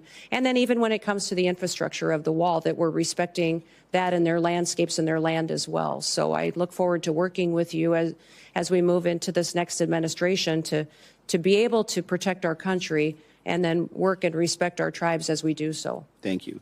And the President Trump and some of his other potential staff and advisors have been very vocal about implementing a mass deportation strategy. Talking to my agricultural community, my dairy community, they have concerns that this approach will lead to workforce shortages that will further drive up the costs of everything. And something that we have really been working hard to across, I think, a bipartisan manner to bring down the costs of everything. And unfortunately, this would reignite inflation. What is your plan to ensure safe and legal immigration processes for agricultural workers while protecting local agricultural operations, including those both in of our home states? Well, Senator, the President and President Trump has been very clear that his priority is going to be deporting criminals, those who have broken our laws and perpetuated violence in our communities. That'll be the priority. And as I spoke earlier with our statistics, having over 425,000 of those with criminal convictions in our country, that will be a focus that we need to tackle right away, and it'll be a big one. Beyond that, his next priority is going to be those with final removal orders, and focus on those individuals who have long overstayed, and that there is a consequence for ignoring our federal laws. Beyond that, we'll continue conversations. As you know, I'm a farmer and a rancher and come from an agricultural state, and we'll work together to make sure that laws are followed. It is the Senate and the House that puts forward the laws. I, as Secretary, uphold the law. So you determine what that is, and debate and discussion. I'll be transparent and share as much information and insight as I have with my background and experience, and continue to work with you. Senator Moreno. First of all, thank you, Governor, for being here, for testifying before this committee, and for your service, not just to your state, but to America. 9 years ago today, we met in probably the coldest day I've ever been in my life in Iowa. Yes, as you and I were making phone calls and whipping up votes for Republicans in Iowa. My wife, Bridget, who's here, got a chance to meet you. And we left Iowa saying, that person's really going to go far. And here we are 9 years later. You've been an amazing governor, amazing congresswoman, and now you're going to make an even better Secretary of the Department of Homeland Security. So I think sometimes in D.C. we tend to complicate things. There is a current Secretary of Homeland Security. So why don't we take this opportunity to do a little job review and compare and contrast him to you. So just if you don't mind, I'll ask you some questions and you can give me an answer. Secretary Mayorkas allowed you said it, just about 400 people on a terror watch list to come into this country illegally. If you were confirmed as Secretary of Homeland Security, how many people on the terror watch list would you allow into this country? Well, Senator, we would work every single day until we had that number was zero. And if you look at the previous Trump administration over his entire 4 years, in comparison to Joe Biden's number, President Trump, it was 11 that were then removed from the country and faced consequences. When you look at the 382 that Joe Biden has let in and the policies continue, is shocking and needs to be changed immediately. Mayorkas let in about 12,000 murderers. How many would you target to let into this country? My goal every day would be to have no murderers allowed into this country and our communities. Mayorkas allowed 16,000 rapists. How many would you target to let in? Every day I'd work to make sure that there was none let into this country. He let 600,000, Mayorkas, 600,000 people with criminal convictions. How many would you allow in? We would work every day to make sure people are safe and that those with criminal convictions are immediately removed. How many private jets would you have the United States taxpayers have fly into foreign countries to pick up people to bring them here? Yeah, Senator, we will no longer be undertaking that mission at the Department of Homeland Security. So not 700,000 individuals on private jets over the last 4 years. You would not have any? No. I'll be working with President Trump to put in place his agenda in adherence to our federal laws. And how many illegals will you plan to house in luxury hotel rooms in Manhattan at a cost of $6,000 per month? Sir, clearly, Senator, during this election, the American people said they did not support that and that that would not be a part of this new administration. How about sex change operations for illegals? How many of those would you suspect you would fund? Senator, I believe that the Department of Homeland Security will be reevaluating its mission in this country to not allow that going forward under President Trump's goals. And if you had an illegal migrant that was in this country and they committed a crime, would you offer them airfare from one state to another to evade law enforcement? Sir, I will be following this nation's laws and the Constitution and make sure that all laws are adhered to. And if you had been the head of the Department of Homeland Security a year or so ago, would you have closed a detention center in Georgia that would have allowed the release of somebody charged with a crime? Sir, I don't have the specifics to that situation, but certainly that would not be something that I would want to have under my watch. So just to be clear, Lakem Riley would be alive today if you had been the Secretary of Homeland Security. Senator, my hope is that that would be true, yes. Let's switch to another part of the disgraceful immigration laws that Biden and Mayorkas, who objectively, by the way, objectively has been the worst cabinet member ever in the history of the United States of America. Let's talk about temporary protective status. Temporary being the operative word. Mayorkas and Biden just extended temporary protective status again through 2027. Will you continue to corrupt TPS to allow some sort of open borders agenda? And will you use hot weather of 80 degrees and sunny beaches in El Salvador as a reason why people have to stay in America and not safely return? Yeah, Senator, this program has been abused and manipulated by the Biden administration, and that will no longer be allowed to allow that and these extensions going forward the way that they are. The program was intended to be temporary, and this extension of over 600,000 Venezuelans as well is alarming when you look at what we've seen in different states, including Colorado, with gangs doing damage and harming the individuals and the people that live there. And in terms of our border, like the physical border, I've been there many times, you've been there many times. Who should be in charge? Who should have operational control of our border? The United States government or the Mexican drug cartels? Oh, Senator, the United States needs to control our borders and secure them. So if this were a job interview in the private sector, and you had somebody like Alejandro Mayorkas in charge, and we had the opportunity to upgrade to you, this would be the greatest upgrade in history of the United States of America. But I'm going to end my time with a startling statistic and actually a challenge to the Democrat Party. When Mayorkas was confirmed, every single Democrat voted to confirm him. And 6 Republicans joined all 50 Democrats in that confirmation. If we get to the vote, and hopefully, Chairman, we could do that Monday, because we cannot wait one single day without you being in charge of that department. We should have 100%, 100 senators vote for your confirmation. This will be the litmus test, in my mind, as to whether we have a Democrat Party that's actually serious about doing bipartisan things like securing this country and protecting our citizens. Any Democrat that voted for Mayorkas that does not vote for you should be in front of their voters and removed from office. Thank you for serving, Brian. Thank you for being here, for putting up with the nonsense that you guys have had to put up with over the years. You are going to make an amazing Secretary of Homeland Security. Thank you for being here. Thank you, Senator.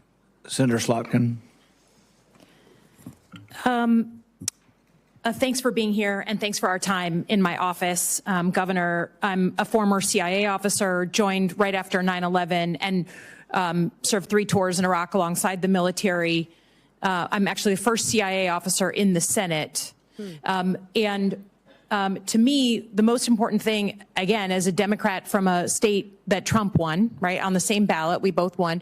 I understand we're going to have different policy opinions. I certainly understand that the president or incoming president has the right to nominate whoever he wants. Those are not the issues for me that I'm going to spend my time on. The ones that I care about the most relate to the mission of the organization when it was founded, protecting the homeland.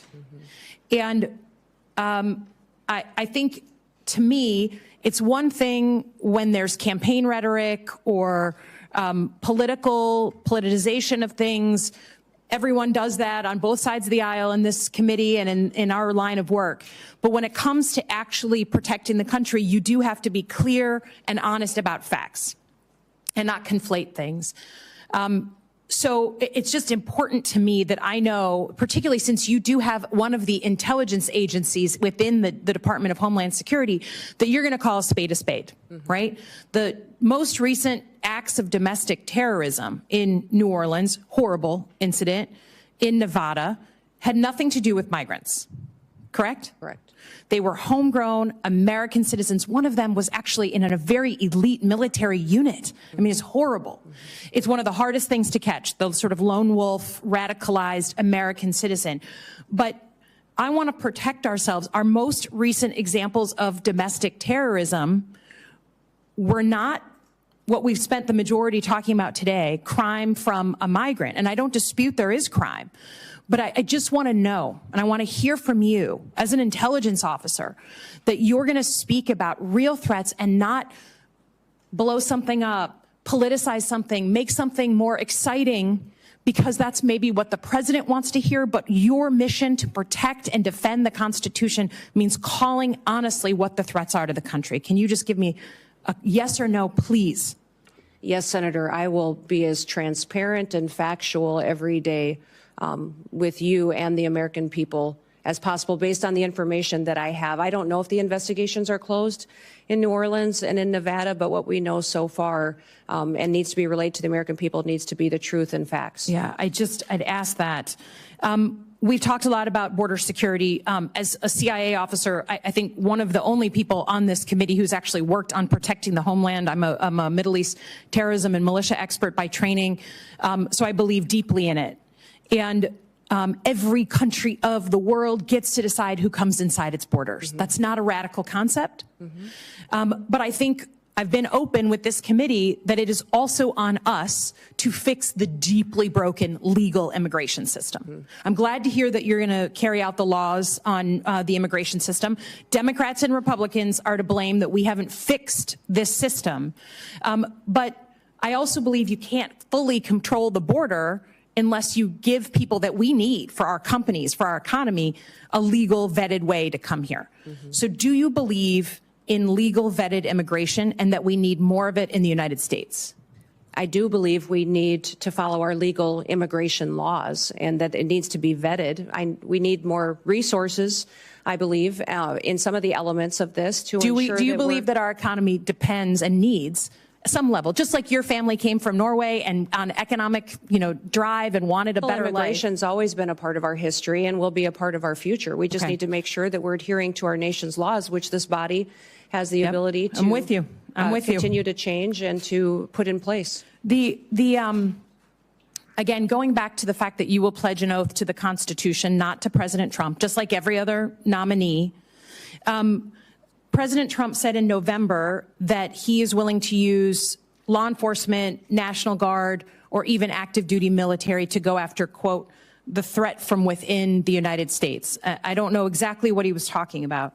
But we have recent examples from your predecessors at DHS where federal law enforcement were sent into a state, in this case, Oregon, without coordination with the governor. Those federal law enforcement officers at the time were putting down threats to federal buildings, and they were legitimate threats. I don't dispute there was destruction of property going on during a bunch of protests and riots. So I don't dispute that. But they weren't wearing insignia. We talked about this. They weren't wearing any markings. So people were arrested by folks in fatigues with no names, no idea who they were, like right out of a bad Hollywood movie, okay? If the president asks you to send in federal law enforcement to a state without coordination of that governor, would you support that action? Senator, my job, if nominated and sworn in as Secretary of Homeland Security, is to uphold the Constitution and to uphold the rules of this country. Yes, that will be the oath and the pledge that I will be making. And my goal also is to work with you to ensure that we have situations that are always appropriate, that we are well defined. I just need to know, you're a former governor. You can imagine that if Joe Biden sent in 700 federal law enforcement under Secretary Mayorkas without coordinating with you, I think we can agree you'd be a little upset. So I just ask that you give the same respect for coordination and that we are very sensitive. People are worried about politicizing of law enforcement and the uniformed military. That's a bad thing. I hope we can agree. Lastly, I will just say, look forward to looking at the northern border, the Gordie Howe Bridge, your help staffing that. We know you aren't right now across many administrations. We haven't met our staffing goals at DHS, and that's a problem. So we really want to make sure that opens on time. But I also want your assurances. You received FEMA assistance from Joe Biden's administration, right? You had historic floods. Yep. You asked and requested of the administration, and you were given millions of dollars to help with that. I understand you don't like Gavin Newsom, but can you say in front of the American people that you will open the books to this committee, who does have oversight over FEMA, right? Yep. That you will open the books in a bipartisan way to ensure, whether it's North Carolina or California or anywhere in between, that the American people can know that you are not playing politics with disaster assistance? Yes, Senator, I'll work with you and this committee to make sure I'm following the federal law and ensuring that you have information and transparency from us and from DHS and FEMA. Thank you. Appreciate it. Yield back. Senator Langford.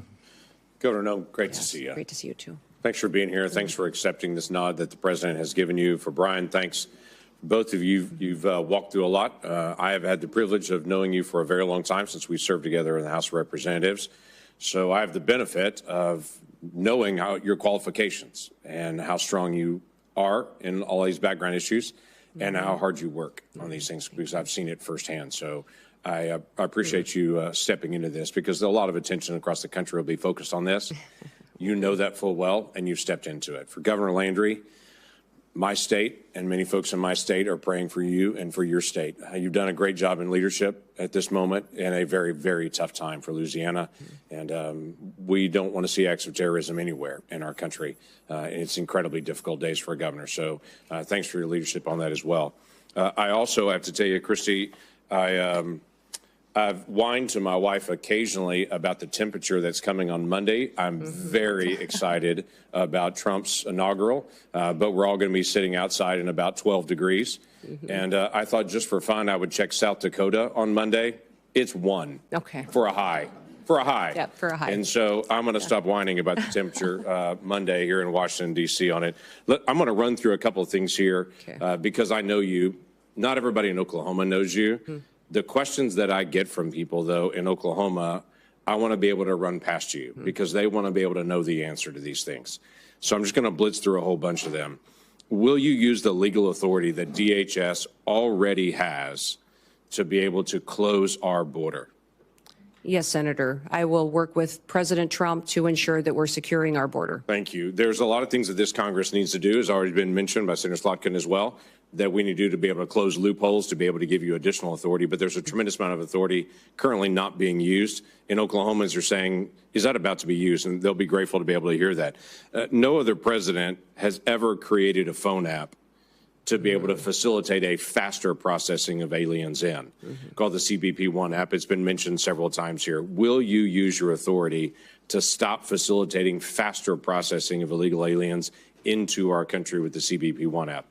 Yes, Senator. We will eliminate the CBP One app, maintain some of the data that's in it that's critical to knowing who's in our country, but that app will no longer be in use. Thank you. No other president has ever used the parole authority just in general, humanitarian parole, to facilitate faster processing of aliens into our country, which leads to the catch and release we've all heard about. So the Oklahomans that I talk to say, are we about to end the abuse of parole and end catch and release? Is that about to stop? Senator, President Trump's been very clear that he will end catch and release. Terrific. Folks want to know, will you use your authority with the funds that are given to you by Congress to actually build more wall rather than use the funding that's given to you, as the Biden administration did, to do environmental remediation around the border rather than actual border wall and border structure? Yeah. Senator, President Trump has been clear that he wants to build the wall. So do we. So will you use your authority to be able to scan more vehicles? And obviously, we've got to get you the funding to be able to do this, to be able to scan more vehicles and individuals that are carrying fentanyl into our country through our ports of entry. Yes, Senator. We will continue to use technologies, but hopefully be able to use more with the resources that we're granted to scan those vehicles and know what's coming in and out of this country. Last year, FEMA employees during disaster relief were instructed by one of their supervisors that if they see a Trump sign or a Trump flag flying, to skip that house, to not stop by there and tell them what their federal government can do for them. Will you allow FEMA employees or any within DHS to politicize their role and to pick and choose who gets help and who doesn't as an American? Senator, under President Trump's administration, disaster and emergency relief will not be handed out with political bias. Every American will be responded to and treated equally. That's what folks want to know. Will you review the Secret Service responsibilities to be able to go back through it and to say, are they focused on their primary mission, or is there something that could distract? Secret Service still chases down financial crimes. They're still chasing down child exploitation. Those are serious things for Treasury or for FBI to do. But there's a question is if that's the first priority for Secret Service. Senator, the Secret Service is in need of dramatic reforms. They do have a protective detail element that is their priority, and also an investigation side.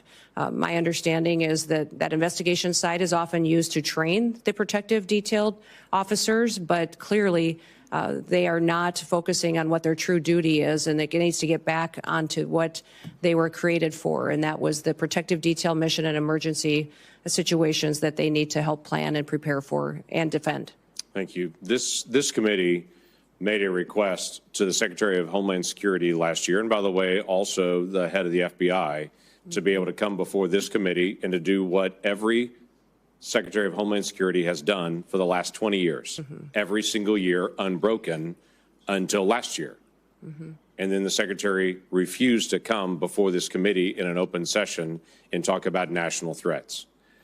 Now, the former chairman protested strongly to the Biden administration and DHS. They weren't coming, but they still refused to be able to come.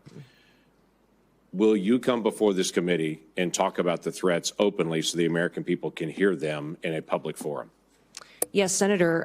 Senator Peters and I discussed this quite a bit in our meeting as well, and I have committed to come and give that briefing to this committee and to the American people. Thank you. We need that. Let me tell you another challenge we've had with Homeland Security in the past 4 years. When we ask for data and for information, we get, "I'll get back to you on that." When we ask again and again and again and again, we get the same statement, "I'll get back to you on that." Now, I can go down the street to the command center where they actually get the data in live and they have it up on big screens and they're tracking exactly what's happening on the southern border to the minute. But if I ask for what happened last month, they'll say, "We're still gathering that data." We're not asking for anything other than what Congress is supposed to get. That's the ability to be able to see data and to have real oversight over DHS. And that has been a failure of this DHS, along with multiple other issues on that. When we request the data for basic things like how many special interest aliens were allowed across the border, if it was last year, we had to find out on our own. It was 70,000 people that were targeted by this administration as a potential national security risk that were not just found at the border, that were released when they were found at the border. 70,000 people just from last year in the country right now that this administration declared at the border they're a potential national security risk.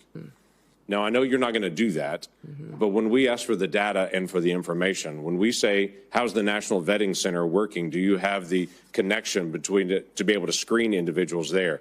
We're just doing our oversight responsibility. You've served in Congress before and did a great job on that and did oversight. We want to still be able to do the same thing. Will you provide data to this committee so that we can cooperate with you to help? Senator, I will follow the law and be transparent with you and allow you to do the due diligence towards oversight that you are tasked with. I have absolutely no doubt about that, Governor. I have absolutely no doubt. Looking forward to you serving in that role. Thank you. Thank you. Well, congratulations, Governor Noem. You are almost done. Okay. We've been through a lot of questions. I think you've handled the questions very well. And there's going to be, I'm going to ask a couple of questions, and I think the ranking member has a few, and I think we'll be done very shortly. I think a lot of Americans, including some conservatives, misunderstand the First Amendment. They think the First Amendment says that Facebook has to publish my opinion, or the Wall Street Journal has to publish my opinion, or we need to force them to be fair. That's not what the First Amendment's about at all. The First Amendment really doesn't apply to telling private companies what we can or cannot say. YouTube censored me, and I despise their policy. They actually took down speeches I made on the floor. But really, I don't have a legal recourse other than I can complain about YouTube being unfair and not hosting, both sides of an issue. However, with the government, though, there is a rule. The First Amendment specifically says Congress shall pass no law banning or abridging speech. And this is what really got us worried about, what not only the FBI was doing, but the Department of Homeland Security, actually meeting with these companies on a weekly basis. And imagine the chilling effect of this. Imagine that there are cameras here, that they're going to end their filming of this interview and then decide, well, what she said or what he said really was misinformation and we should edit that out. Can you imagine? It's just hard for me to imagine that the media has not, which once defended the First Amendment, hasn't been in more of an uproar over the government meeting with the media to decide things. Some of this we didn't know, and then Elon Musk bought Twitter. People asked him, they said, well, you paid $44 billion for Twitter. Isn't that too much? And he said, I paid $44 billion to defend free speech. And it's been an amazing service, not only to open up the forum to more viewpoints, but to point out what the government was doing. In this last week, we heard from Mark Zuckerberg, who said that the pushiness, the coerciveness of government meeting with them was unprecedented, and that they pushed back. But he also said worse than them just sort of telling him he should restrict speech, they also threatened him. They threatened to come after him through antitrust law. They threatened to remove parts of, Section 230 of the liability protection. Just to imagine this bully nature of government. And I know you're opposed to that, but if you're confirmed and you're in a position of saying, we're just no longer sending people to meet with media. And the way I describe it is to talk about constitutionally protected speech, because some will say, oh, well, what about, pornography, or what about child trafficking? Those are illegal. Those are not constitutionally protected speech. You have every ability to meet with that. But for constitutionally protected speech, will you tell us in America that you will no longer be sending government agents to meet with the media? Yes, Senator, I'll work with you to ensure that civil rights and liberties are protected and that we are not in the misinformation and disinformation space like the current DHS is. The only other thing I would ask on this basis is we will send requests. We sent requests previously, sometimes and often bipartisan requests for information. The Twitter files, Michael Schellenberger, Matt Taibbi, Barry Weiss did a great job of showing what was happening in Twitter and how they were cooperating with government. I think the other investigation that needs to occur is who were the people in government they were talking to? Do they still work at DHS? And can we make sure that they're not in a position of authority? And this is not something I'm going to tell you to do. It's just a request that you have your own investigation, that you have people who work for DHS to say, we are going to look for people who are bringing their political bias to work and trying to influence speech and restrict speech based on their bias, and help us in rooting that out and making sure that these people never again have that responsibility, because I think that I don't think there's ever been anything like this as far as the restriction of speech. And I think the election is largely going to stop and tilt things the other way. But will you help us by looking internally for those who are trying to restrict speech? Senator, I look forward to working with you on that mission. I don't have any other questions now, but I think Senator Peters and Senator Blumenthal, and we'll see how it goes. We're going to start with Senator Peters with one more 5-minute round. Yeah, I'll be fairly brief. We've had opportunity to talk at length about many issues, and again, I appreciate that, Governor. I just want to stress going forward, and we've heard a lot of comments here. I think there's been a fair amount of political theater, not as much as I know exists in other committees, and I've always strived, and I know Ranking Member, or now Chairman Paul, share the notion that we want to be a fact-based committee and try to find tangible solutions to the tough problems that we face, and data is important. We've heard a lot of numbers being thrown around here, and I don't have time to go through and challenge those numbers. Some of them we don't even know where they came from. I don't think that's helpful to the very important mission, if confirmed, that you're going to be dealing with. So I hope in the future that we're actually dealing with facts. You've mentioned many times that you do want to deal with facts and real data. And again, we heard a lot here that's not real data, and we should not operate that way. And if confirmed, when we move forward, I'm going to look forward to working with you based on the facts and understand where the real threats are, how we need to appropriate resources to make sure we're meeting those threats. And let's take this hyper-partisanship out of such an important issue of Homeland Security. We have way too much partisanship in this country, and it's resulted in a polarization of people here. We've got to come together as this country. We've got to lock arms and understand that we're all proud Americans. We all want to do what's best for the American people and solve the issues that are before us. So in that spirit, and certainly you've communicated that spirit to me, but in that spirit, I hope, if confirmed, that is exactly what you will be bringing to this office.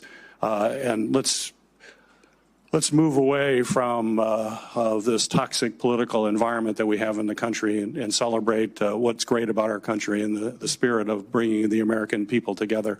So I have one question before we turn it over to other members. As a member of this committee, as well as the Armed Services Committee, I've focused a great deal on the safe integration of drones in our airspace while addressing the growing threats that drones possess. We certainly see what drones are doing in changing the face of warfare, whether it's in Ukraine and other battlefields around the world. We are very concerned about the weaponization of those drones and what it could mean to the security here in the United States. I've proposed comprehensive legislation to extend authorities beyond just the FBI and DOJ and Homeland Security to local law enforcement. You mentioned in your comments about security for the Super Bowl, which is incredibly important. But we have to remember that that threat exists for all games. In fact, one of the biggest supporters of my legislation is the NFL. In fact, we just had a recent playoff game that was delayed because of drones that flew into that playoff game. We are very concerned that you could have a drone with a grenade or an explosive device, which would be absolutely catastrophic. It's absolutely essential that we address this threat. What we're seeing around the world and what we're seeing in daily activities should be a concern. I think this is just a matter of time. It's not if, it's when. And we need to be on the front end of that. And with that in mind, I want to remind folks that Congress just recently extended critical counter UAS authority, counter drone authority, only for a short time basis for the 12th time. We only do these little tiny short-term extensions, and we aren't dealing with the problem comprehensively as we should. And those are going to expire on March 14th, a very short time from now. And so my question for you, Governor, is if confirmed as DH Secretary, will you commit to working with me and my colleagues to pass durable long-term authorities that will protect this country from what is a real threat and it's just a matter of time? And I don't want to have a horrible incident occur and people wonder why we didn't take action beforehand. So please address that. Senator, I look forward to working with you in this committee to address the threats we may face and the usage of drones in this country and in relation to our national security interests and our homeland security interests. So thank you for bringing up the conversation today, because it is one of the areas within DHS that we have a responsibility to address in cooperation with Congress. And my first comments on bringing people together. Please comment on that. Oh, well, thank you, I didn't sir. ask that question, yes, but no. it's in my 24 seconds left. I'm looking forward to working with everyone, Republicans and Democrats, and everyone else in between that in this country that is focused on keeping America safe and secure for our future. I would just point, Senator, to my background and my history. When I came to Congress, I worked with Republicans and Democrats on both sides of the aisle on many pieces of legislation and was very happy to do so and focus on priorities on where we could agreement, knowing we may disagree on some issues, but there was areas where we could keep the federal government accountable and do due diligence by the people that pay their taxes and get up and go to work every single day. As governor as well, I was governor for every single person in the state of South Dakota, and they were my #1 priority, and everyone knew there that it didn't matter if you were Republican or Democrat, that my focus was on them and keeping our state thriving and free. So I look forward to continuing the work that I always have to be coming up with solutions and in a bipartisan manner. And hopefully my visits to your office and conversations reflected that and my intention on how I would conduct the role as the Department of Homeland Security Secretary. Got a brief follow-up to that. Sure. So it's data yes, and facts that we can all agree on that drive our policy and not political theater. Would you agree?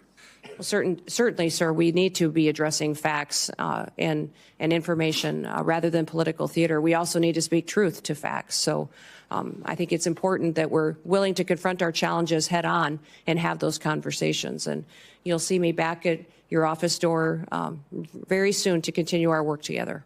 Very good. Thank you. And I want to second basically what Senator Peters has said. Like on records requests, I've told him, and I plan on it, it's going to be administration of my party. But if he wants records and they're legitimate records, we're going to sign requests together, and we'd like to get the records. It also helps, though, and I think Senator Langford mentioned this, is you ask a question, not you, but to the administration or any administration, and they're like, oh, yeah, we'll get back to you on it. Many times I've even asked in advance, and I would suggest that we ask in advance together. We ask in advance. If you're coming in a month, we say we want this data, be prepared to talk about it. And if you are, you'll have many more friends on both sides, because what usually happens, and that's why I don't like springing the question. If it's a technical question that needs data, we're going to tell you in advance, at least I will, and we want you to come prepared with that. And that goes a long way, because really what happens is we get stiff-armed. They say, we'll get back to you, and then we have no way to force you, really, other than we could cut the money off, and nobody ever does that. But you'll have 200,000 people working for you.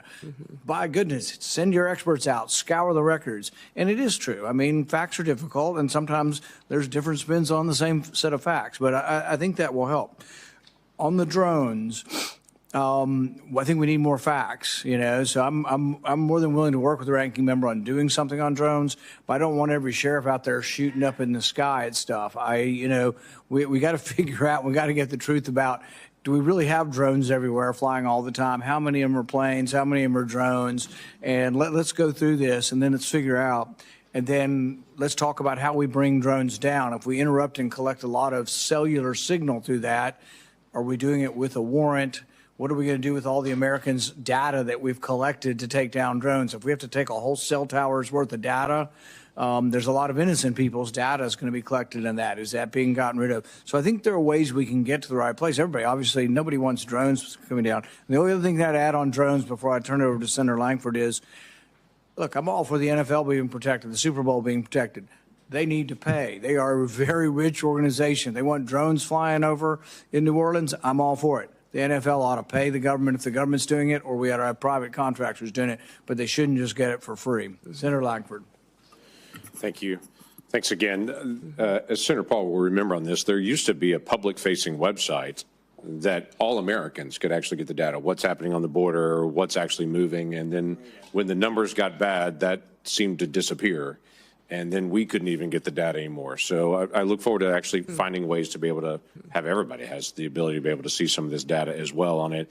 There's a reason that the DHS secretary is the very first week of nominations. This is a really important role, and it is a nonpartisan role. It is a national security role, and we're grateful that you stepped into this.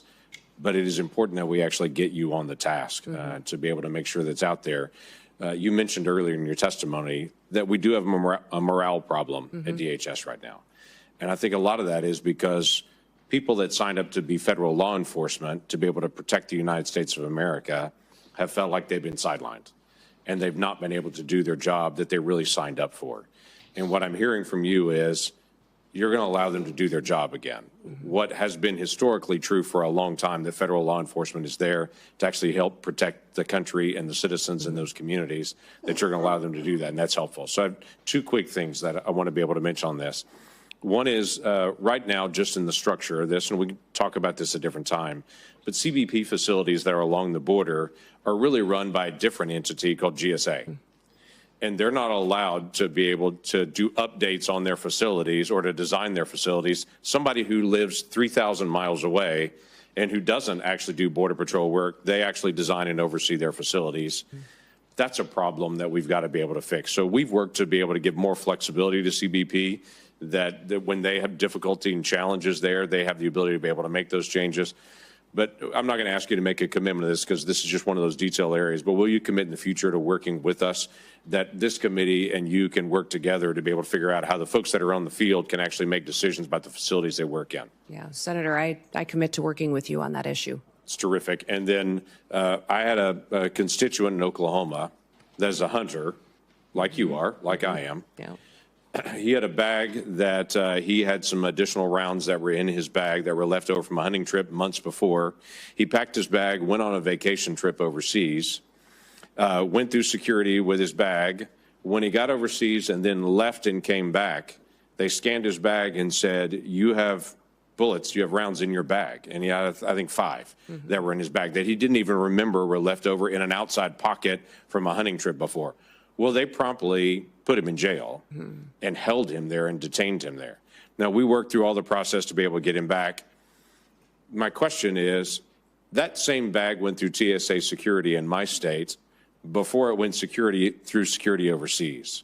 And so one of the questions that I've asked is, why were those rounds picked up there and not here? Now, we don't have the full answer to that yet. But that's just one of those TSA questions that we need to have. Americans right now are on planes all over the country, and they count on a certain level of security when they go through that process. So in the days ahead, will you work with me to be able to identify what are the challenges that we still face with the screening process and to be able to correct those for the security of all Americans? Yes, Senator, I will work with you on that. I was surprised TSA didn't come up more today, but that is area in need of reform as well, and I look forward to working with you there. Look forward to that. Thank you. I yield back. Government needs a healthy dose of common sense, bullets in your bag. I had a guy with bullets in the back of his pickup truck coming back from Mexico. We arrested him and took his truck, and only because the Institute of Justice fought for him for 3 years did he get his truck back. I mean, that's crazy, the things we do. Let's have some common sense, and hopefully someone overseeing it will allow that. Senator Blumenthal, you're going to finish this up. Thank you, Chairman Paul. I'm the last of your questioners, so that means I get unlimited amounts of time. Okay. Not really. Not even close. I want to sort of continue the emphasis on bipartisanship and most especially on immigration reform. What this nation needs is comprehensive immigration reform. We know about the need for more H-1B visas and other kinds of extensions of the visa program that enable the United States to have more workers that are desperately needed in certain areas of our country. We know that there has to be better border security generally. We know we need to provide some kind of path to earn citizenship for a lot of the undocumented people in this country. And we know it's possible because we did it in 2013. The United States Senate, as you will recall, passed a comprehensive immigration reform measure.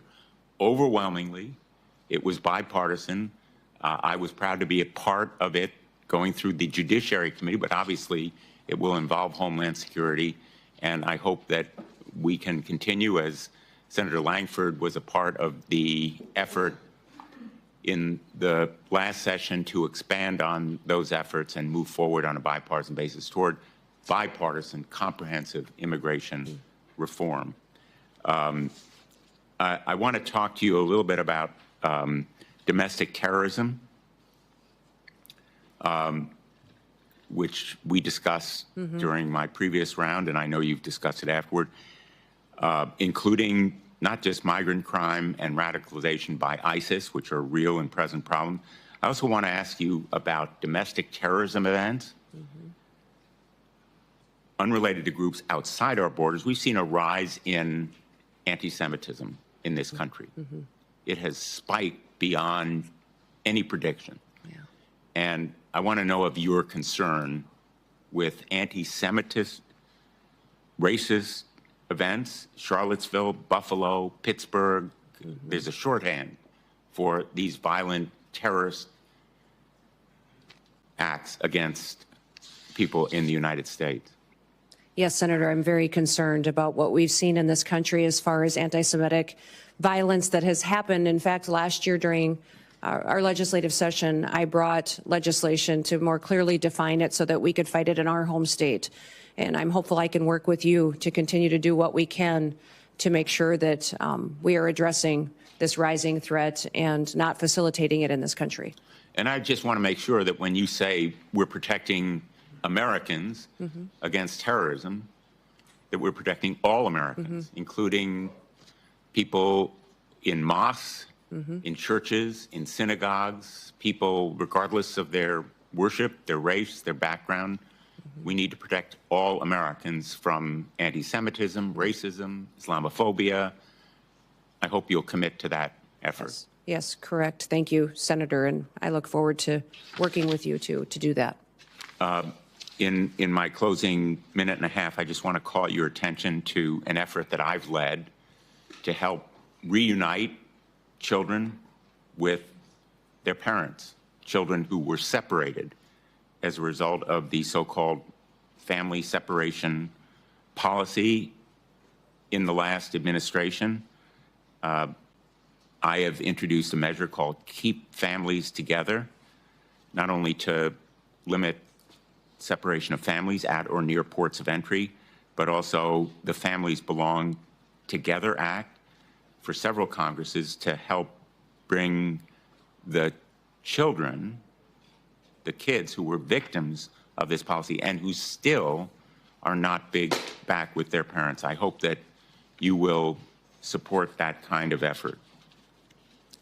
Senator, the Trump administration never had a family separation policy. They had a zero tolerance policy, which said that our laws would be followed.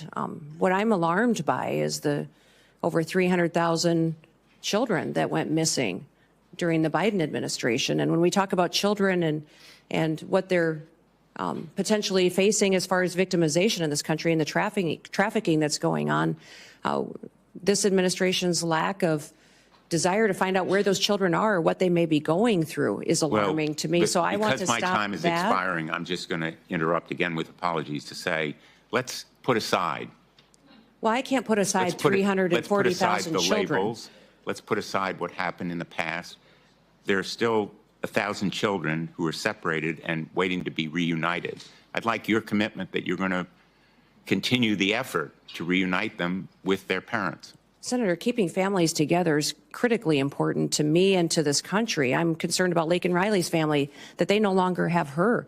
I'm concerned about the fact that we have people in this country that don't know where their children are, or people in other countries who sent their children here and they've been lost by this administration. So, yes, my focus will be to keep families together. We will uphold our law and we'll make sure that we're doing everything we can to keep our children safe from the trafficking and the drug epidemic that's hit this country. I'm going to end on an optimistic note and say I take that as a yes. Yeah. Thank you, Mr. Chairman.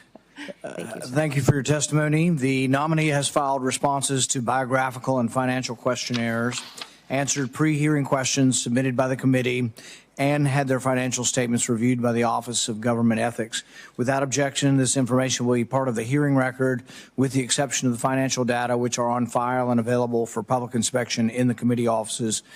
The hearing will remain open until 5 p.m. today, Friday, January 17th, for the submission of statements and questions for the record. This hearing is adjourned.